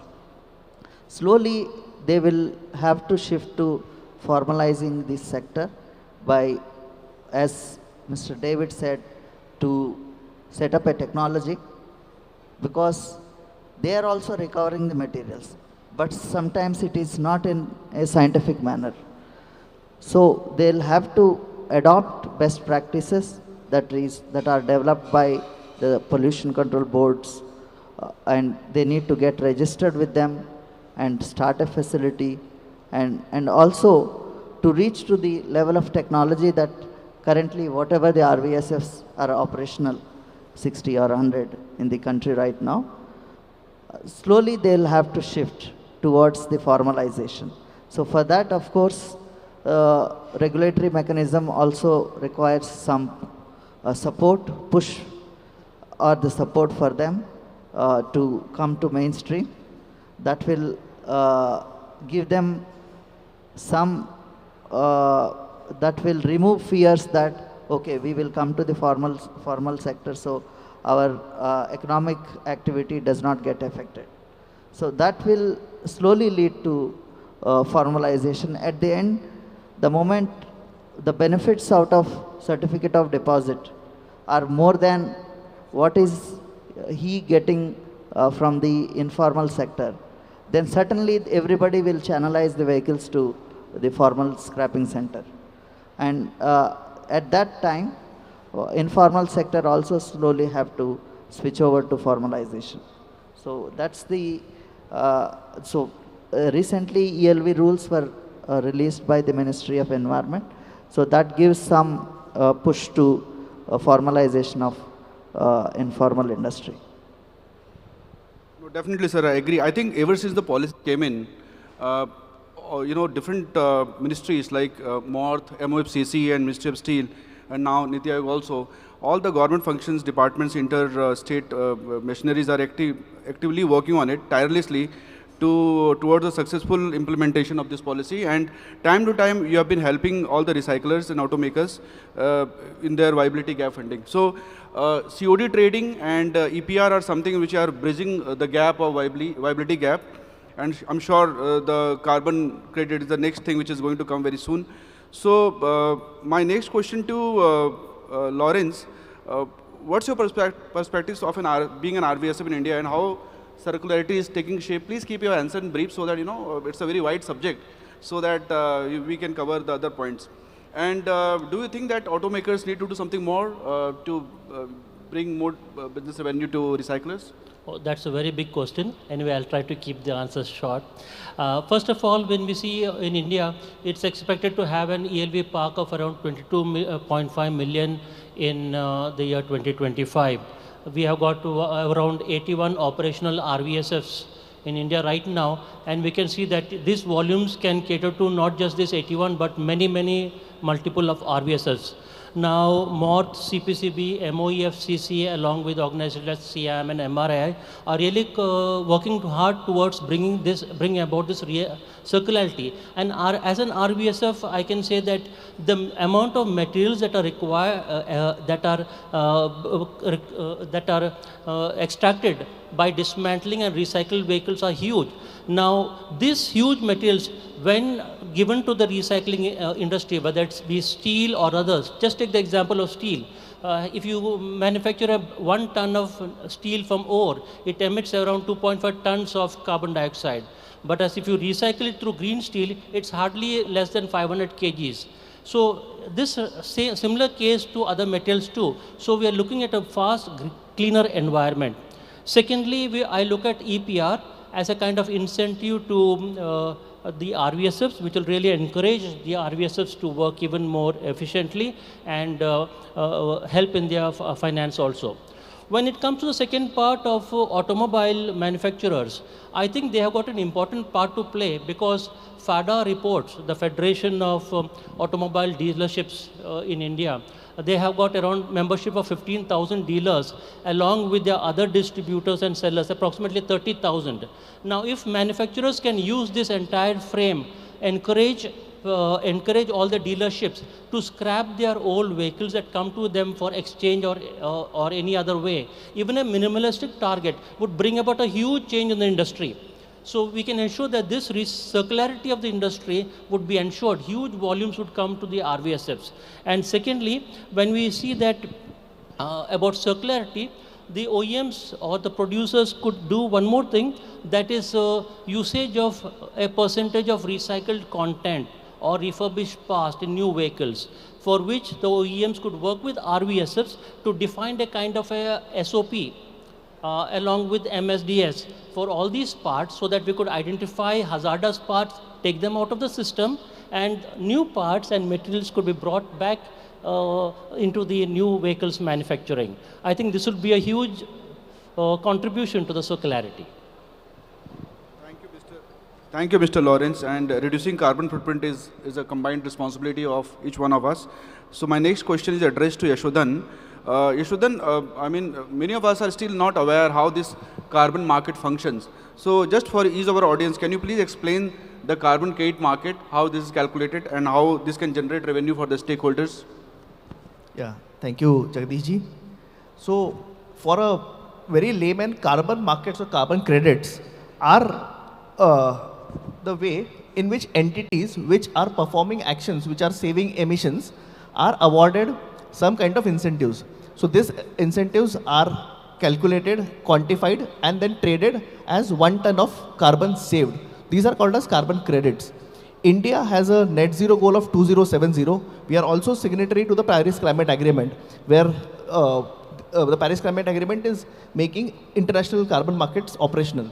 So India per se did not have an operational carbon market till now, but in 2023, the government announced the formation of Indian CCTS, the Indian Carbon Credit Trading Scheme.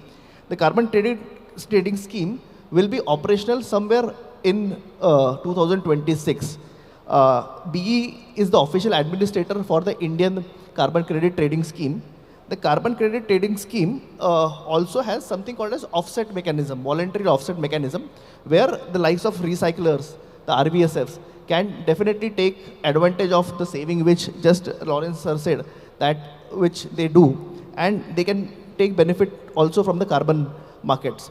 So currently the offset list was published in 2024.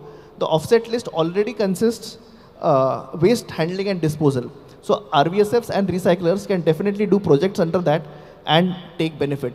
So this, I am talking about Indian CCTS. Again, under the last COP which happened in Baku, one very big thing happened, which is Article 6.2 and 6.4 got operationalized.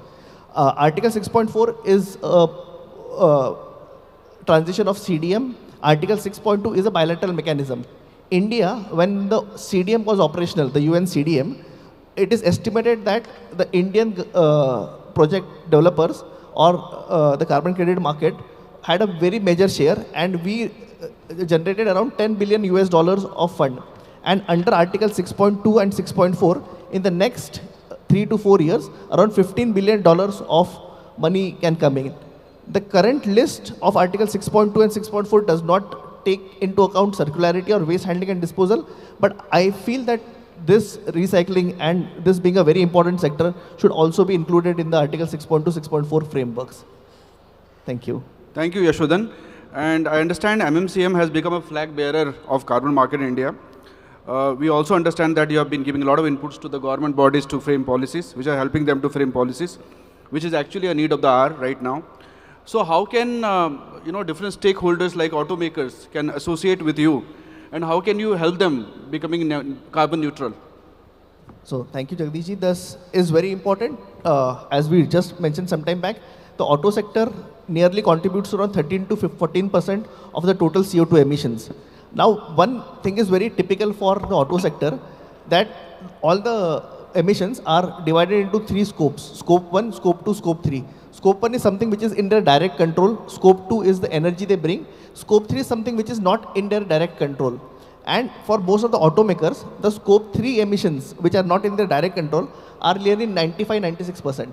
But automakers have a chance now to the EPR policy and other policies, where there is something called as Scope 3 Category 1, that is reuse of material. The more green material they use during the manufacturing of the car, their carbon footprint will come very less. Secondly, what is also important is there is something called as under the scopes, what is the kind of emissions which go in the end of life disposal of your vehicle, and how do you design your vehicles. So through MMCM and the data traceability which we spoke, the data traceability can be brought back to the OEMs, where they can understand and better design the vehicles which Brian also said that the design has to be very important so that even when they are doing end-of-life treatment, it has less emissions and it can be designed in a way that it is more recyclable. So this data also will be very important. So this data for even the government policy makers will also be very important so that even during the make of the car, it is decarbonized to the best extent. Is this a global norm or we are doing it just for the Indian circularity conditions? So in EU ETS, there is a norm of using recycled material, and in fact there is something called as car passports and battery passports. So in the EU, when the finished product is there, you have to have the carbon emissions of the finished product, and there is some kind of passport which is also there. I think Brian will know this better, that EU also mandates while making it, there has to be an emission target. Again, we have something like CBAM, again, which mandates to have very low emissions in the vehicles. And India exports steel, we also export cars. So all of these things will play very important roles to minimize the carbon emissions while even making the car and in their decarbonization journey. So I'm taking this question forward to Brian. The new proposal for ELB regulation in Europe has been published. So according to you, what are the key elements of this regulation? And do you think that this has some ripple effects on non-European countries? Yeah, well, first of all, maybe to answer Mr. Yashodan's question, you have the corporate sustainability goals in Europe, where reporting needs to be done by the end of this year. So that is also why the carbon footprint of each part is very important. Also, the source of the material is very important. Then to go back to the ELV directive, maybe not everyone here in the room knows this, but there is a new draft for the ELV directive in Europe, which may have a big impact also on other countries, because it has been used in the past already as a blueprint for other countries. I think the Indian ELV directive is also related to the European original ELV directive. Now I can talk maybe an hour about ELV directive, so I will not do that. Maybe the three most important points. One point is the illegal export that they want to tackle. Also in Europe there is a lot of illegal export of ELVs, also illegal scrapping of ELVs. This they want to tackle by only sending roadworthy vehicles for export. So if the vehicle is not roadworthy anymore, it cannot be exported as well. So then they have to stay in Europe. This way they want to tackle this export, which is a good thing, of course. A second thing which is important is the dismantling. They want to dismantle, or let's say make a mandatory dismantling of multiple parts for the recyclers in Europe. This can be a good and a bad thing. A good thing is, of course, that we should promote reuse, which Mr. Nolan also said. However, what is not such a good thing is that there can be a big overstock of parts. If you want to dismantle everything and there is no market for it, then the cost for dismantling goes to the recycler. And of course, if the parts cannot be used anymore, then they have to go to the shredder eventually. So we are for the dismantling, but we are opposed to the mandatory dismantling of everything if there is no demand from the market. Okay. Then a third thing which is for us most important is the plastics. With the new ELV directive, the proposal is to have 25% recycled plastics in new vehicles, which is huge, because on average 120 kilograms of plastics is used in new vehicles. Of this 25% recycled plastics, 25% should be closed loop. This means coming from ELVs. This can have a huge impact on the market because this could cause recycled plastics to be more expensive than virgin plastics, which would be a huge incentive also for the recyclers to invest in plastic recycling technology, which is, of course, very important because it's a big part of the waste that we are creating of today. So this ELV directive is something we are focusing on quite a lot now, which we need to defend because, of course, there are also always parties that are opposing these kinds of things. I think it's very important to defend the 25% recycling and the 25% closed loop because this would force the OEMs, the car manufacturers, to think about designing for recycling. If they don't have to use the plastics themselves, then of course, why would they care? If they need to use the plastics coming from the ELVs, then for them it's important to design for recycling. So does it have any ripple effects on non-European countries in terms of exports or global regulatory alignment? It has a big effect. We have heard from multiple car manufacturers that, of course, they do not produce only for Europe. So if they make a part, they will not make a part destined for Europe and a part destined for the rest of the world. So if they would integrate recycled plastics in new parts, they would do this worldwide, not only for the European market. So this will have a very big effect on, let's say, global recycling. Thank you, Brian, for your valuable insights. Now I'm moving on to David. Tell me how the hazardous waste management system is there in Australia. Like, you know, we get like fluid, seat cover, plastic sometimes, and tire waste, etc. What is the ecosystem of hazardous waste functioning in Australia? So the recyclability of other than metal components is disappointing in Australia. We probably have 25% of the materials from the vehicle, or certainly 20%, that go to landfill. And that's an element of the industry that needs to change, but it's a reflection of a very small population, low densities of vehicles in specific locations, and the logistic challenges of getting scrap into more formal processing infrastructure. So in Europe, where you could, and in the UK, etc., where you can establish further chemical or other processes to refine the product, it's very hard in a small population, very diverse geographically environment. So I think that that represents part of the future challenge is to how we better aggregate the non-metal materials to be able to present them for further processing. Thank you, David. It was wonderful. So I'm coming back to you, Brian, again. So waste to wealth has become an important subject in India, you know, where we want to maximize revenue from the waste. At the same time, vehicle circularity poses a bigger challenge in terms of material segregation. So what, according to you, are the effective measures recyclers should undertake to recover maximum raw material from the and minimum waste? Well, of course, I think what is important is to understand that we should not go to the maximum recovery because it's almost impossible. You cannot pay for this. It's too expensive to do. And some materials are at this moment non-recyclable. So we should look at, let's say, the low-hanging fruit.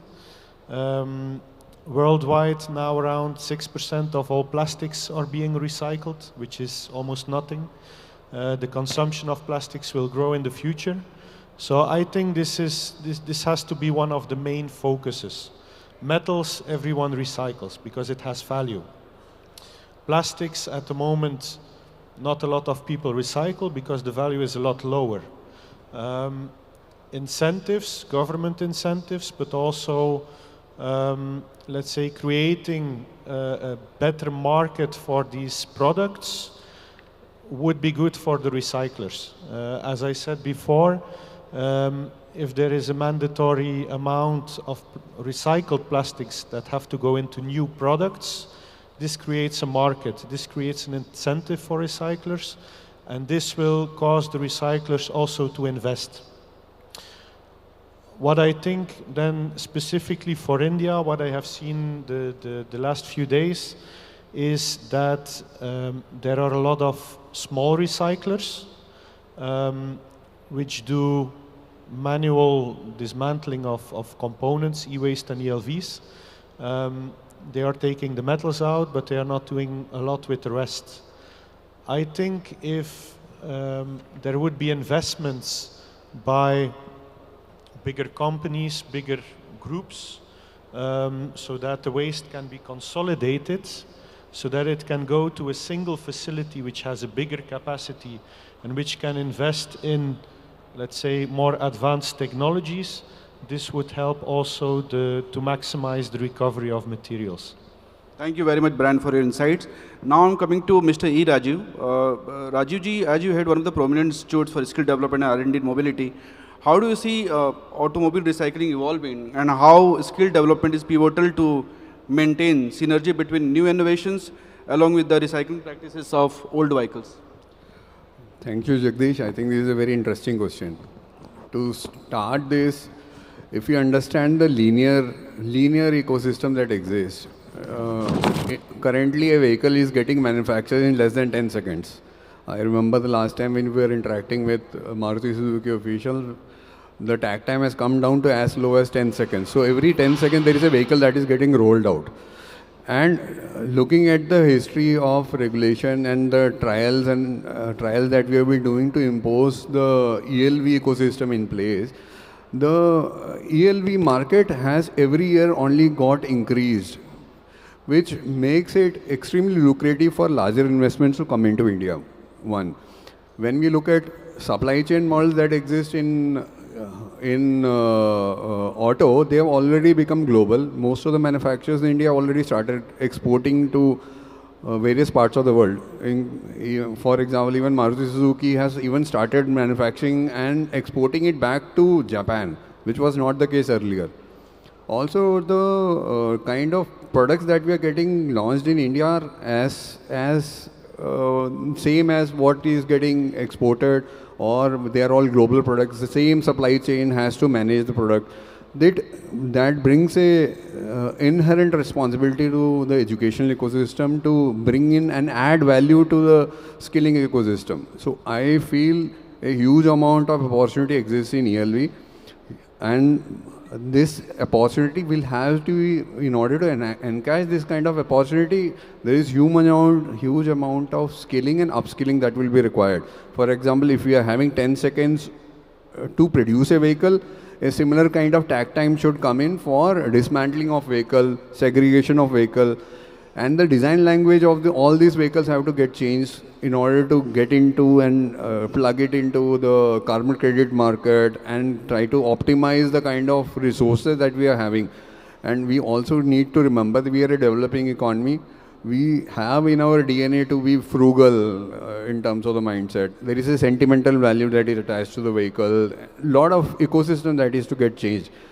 In order to handle this well, it is important that ELV is brought into education ecosystem, into all the automobile manufacturers, and related plugged into engineering, diploma, and every other skilling ecosystem.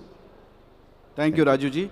In fact, the quantum at which recycling is progressing in India, I'm sure in the future we'll be needing a lot of manpower, and the skill development is something we should definitely encourage too. I'm sure. Yeah. So we are running short of time, but I would pose the last question to Subramaniam sir. Sir, MOFCC has recently launched EPR policy on auto OEMs. So up to what extent do you think this will help the recyclers to bridge the viability gap? And my second question to you is, you want to bring EPR on other items also, like foam, seat cover, used oil, glass, which have not been covered, I think, somewhere else. See, ministry is planning to, ministry has released several draft EPR regulations in different waste streams already, and it's working on it. So in terms of ELVs, you mentioned foam, which is part of end-of-life vehicles that also requires to be recycled. Only for the purpose of calculation of the certificates, we said the steel would be considered for counting this number of vehicles scrapped or number of tons of amount of tonnage of the vehicles scrapped. But as far as the all materials concerned, the plastics, e-waste, batteries, tires, all other components requires recycling. Wherever there is a possibility of not getting recycled, that will go to landfills. As he said, nearly 20% goes to landfills. But in our case, e-waste has the regulations now. E-waste, EPR has come, tire EPR has come, battery EPR is also there. So we would like to recycle everything. RVSF can set up the recycling center along with the dismantling, or they can give these materials to recyclers. So everything gets recycled. That is the bottom line. Only the hazardous materials, sometimes gases, oils, yes, sometimes the foam also, it is not sometimes recyclable. They go to landfill. Otherwise, everything should be recycled by the RVSF himself or through the recyclers. He has to hand it over all the materials, and material balance has to be shown. Thank you, sir. So we are running short of time. So on this note, let's end the panel discussion. Before that, we can take few questions from the audience. If anybody wants to ask any question to any particular panelist, the panel is open. Mic de dijiye wahan pe. Let me know if anybody has any question relating to this panel. You can give her the mic, please.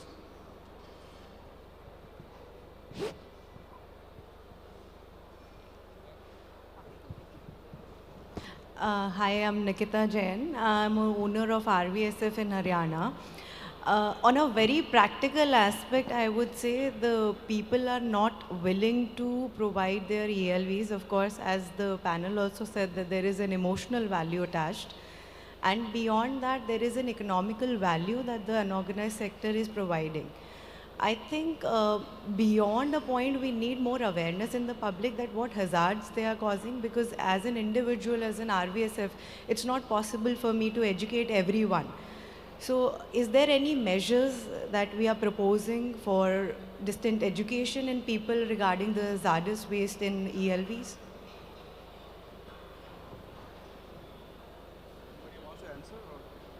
I think it will be a question to the policymakers more than anybody else. So, Ministry released the end-of-life vehicle rules recently.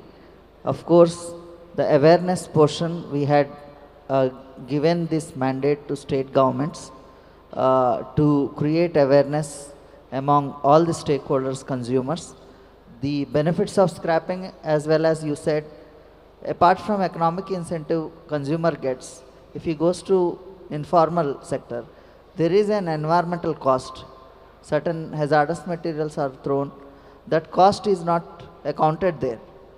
So the problems, if anyone submits the vehicle in informal sector, those hazards also needs to be explained. So under our rules, we had already mandated the OEMs, state governments to do the extensive awareness on consumers. So hopefully this will go in a big way in coming days. Thank you. So you know what, sometimes we take our vehicles as part of the family, you know, for the long association with the vehicles. But you need to understand one thing, that it has to be a part of that ecosystem. We can't continue that landfill long. Even though it's old vehicle, it has to come to the system of circularity. So, and as far as viability gap is concerned, you know, there's definitely, there was a gap between pricing of formal sector and informal sector. But when COD trading is in place, EPR is in place, definitely that bridge is shortened right now. So I'm sure the vehicles, the question which you posed is basically a common problem across all the RVSF. That's true. I'm speaking for everybody here. But how to emotionally detach people out of it? I think there should be a penalty because incentivization is already tried in the policy, and I really appreciate that. But there is no penalization as of now. I think people really stick to their vehicles for 40 years, and it's sitting in their backyards and causing hazards to the environment naturally. So that's not been explained by far. I think something needs to be there. So not only in your parking lot, because vehicles are lying idle for so many years in police stations, insurance companies, and many other places also. But now they are coming into the system gradually with improved awareness. So eventually this will come. I mean, you cannot be the only one who is keeping your car for 40 years. Somewhere down the line, you have to bring your car to the system, and it will eventually come because it is of no use to you or for the environment. So just I would like to add to Mr. Jagdish. In my opinion, more than emotional value, its functionality of the vehicle is the major cause for retaining. As long as it is a fit vehicle, of course they will retain and use it. The moment it, Sir, I have heard cases where people are just putting their old vehicles to secure the parking lot. So we are that kind of society, and that's where the penalty is required. so under just would like to add, under our new ELV rules, we had mandated them not to keep more than 6 months once it becomes unfit. So of course, enforcement, we have so many vehicles, so consumers should also be responsible, and of course the enforcement will also take care of it. But there's an ongoing drive already in Delhi. You can't keep your car ELV; they will take it away. So even though you are emotionally attached, Delhi police will take away your vehicle if it is falling under ELV. That's gradually happening. So thank you. If I may comment on that, so one of the proposals in Europe is that you cannot cancel your insurance as long as your car is not sold. So it's only once you sell your car that you can cancel your insurance. So this means that people need to continue paying for something that they are not using. Even if they have a sentimental value attached, for some people this will be too much. So this gives an incentive to send it to a recycling facility. That's a good proposal. Thank you. So on this note, we end this panel today. Thank you very much once again for your valuable insight, gentlemen. I'm sure today's panel discussion has been very informative for the audience. A big applause for all the speakers. Now I call upon stage Mr. Kapil from EY to felicitate the speakers.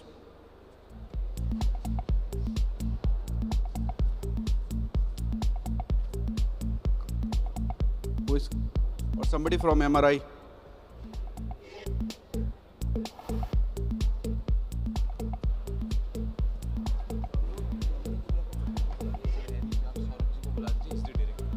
Saurav ji is with us. He's a director in MRAI. He can also come on stage for felicitation. Saurav ji, please go.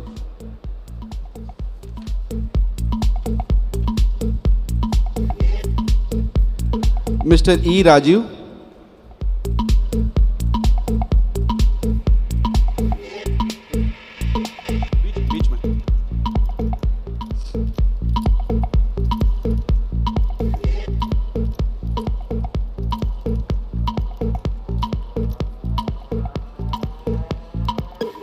Mr. David Nolan.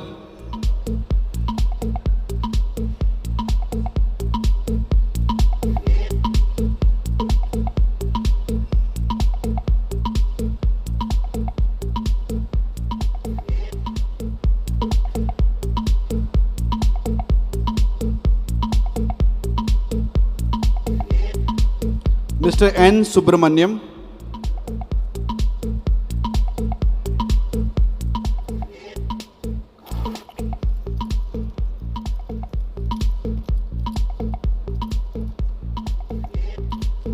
Mr. Yashodhan Ramtek.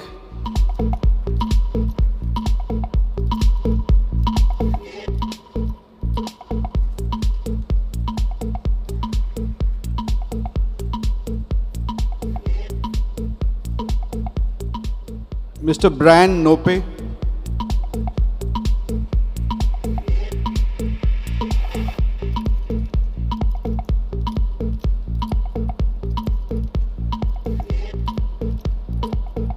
Mr. Lawrence Pinto.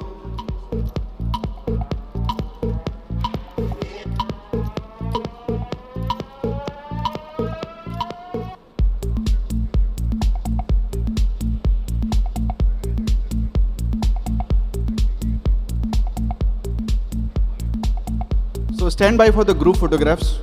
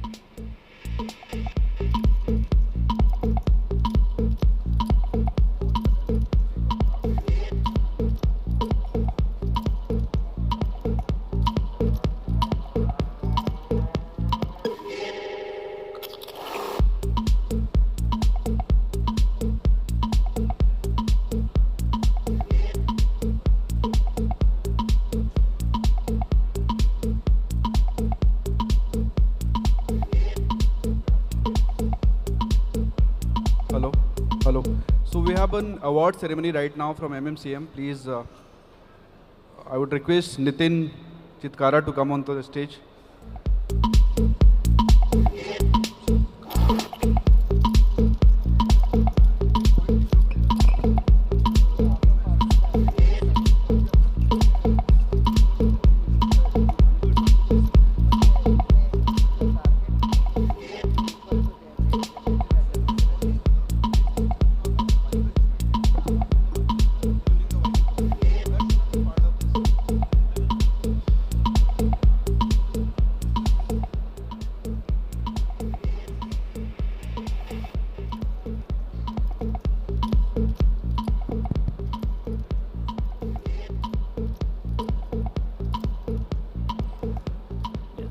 Thank you, Jagdish.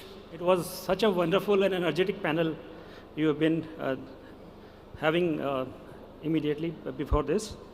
So now it's time to actually celebrate some of the really sustainable initiatives. We, as Indian, have still not started seeing end-of-life vehicle as a waste. So we see it as an asset. And when it comes to sell or discard vehicles, we expect a really wonderful value. In India, we have now 77 operational scrapping facilities, and around similar are approved, yet to be operationalized. As MMCM, we are working with almost each and every RVSF in some of the other way. And we know that complete RVSF fraternity, policymakers, policy implementers, everyone is working hard to make sure that the habit gets changed. Today, with MRAI, we are announcing Automotive Circularity Awards. This is just a beginning of our journey to recognize and celebrate excellency in sustainability. We have many more to come further to honor RVSFs, policymakers, policy implementers, OEMs, dealers, for spreading awareness about sustainability, because they are leading it by examples and creating wonderful infrastructure altogether. So I would call upon Sriram to announce the awards and keep the session going.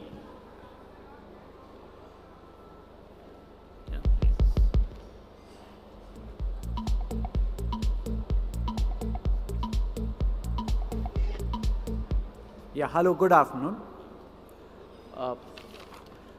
So as Nitin mentioned that we have, selected the best amongst the best. And I would name each one of the awardees. The first Best Governance Award goes to Sri Kailash Sharma. Just before that, I would request Amit Verma ji to please come to the stage to give the award. Shri Amit Verma ji is Director Niti Aayog. And this award goes to Shri Kailash Sharma. Request Kailash Sharma ji to please come to the stage. Kailash Sharma is basically a motor vehicle inspector in the transport department in Rajasthan.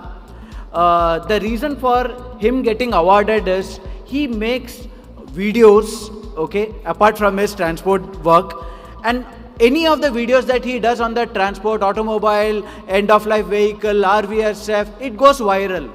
So, you know, he's a big influencer. Some of his videos are seen in lakhs of community. So this award goes to the Best Governance Award to Shri Kailash Sharma.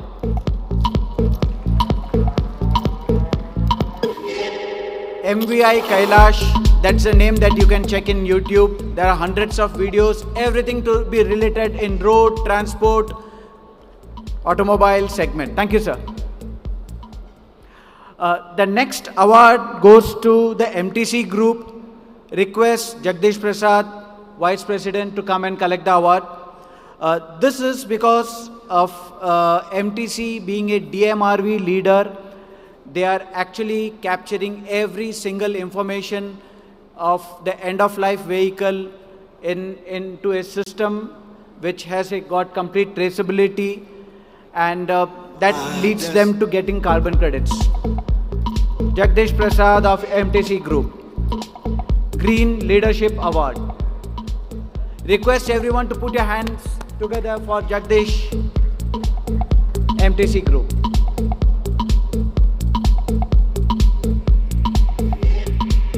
Thank you, Jagdish. The next award is Eco Excellence Award. This goes to Rosmata Auto Recycling Private Limited. Request Shri Karthik Nagpal, President, Rosmata, to receive the award. Rosmata is getting awarded because they have the most emission saving RVSF. Okay, and if you see their RVSF, it's one of the state of the art RVSF. Anyone wants to get a glimpse of how vehicles get scrapped, you should visit Rosmata with all the best infrastructure. Everyone, please clap for Karthik Nagpal, Rosmata.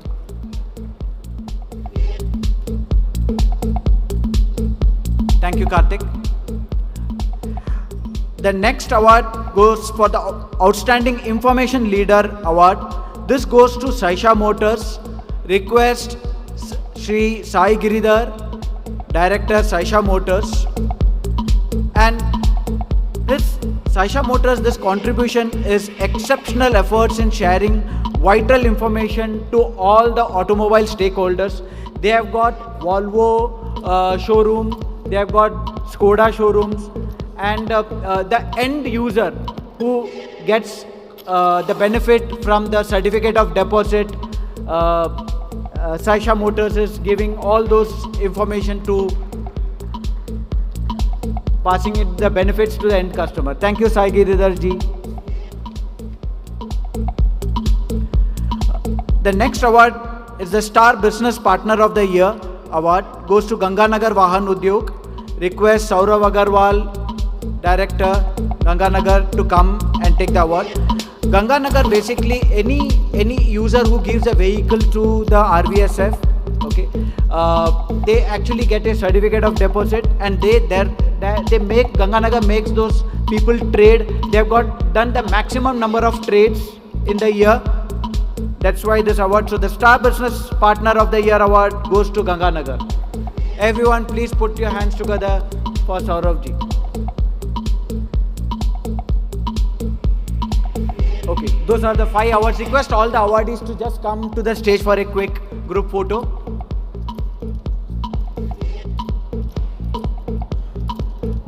Also request Nitin Chitkara, CEO, to come. This is a MRAI MMCM award, and from MRAI request one official to be there. Okay, Saurav is anyway there. Yeah.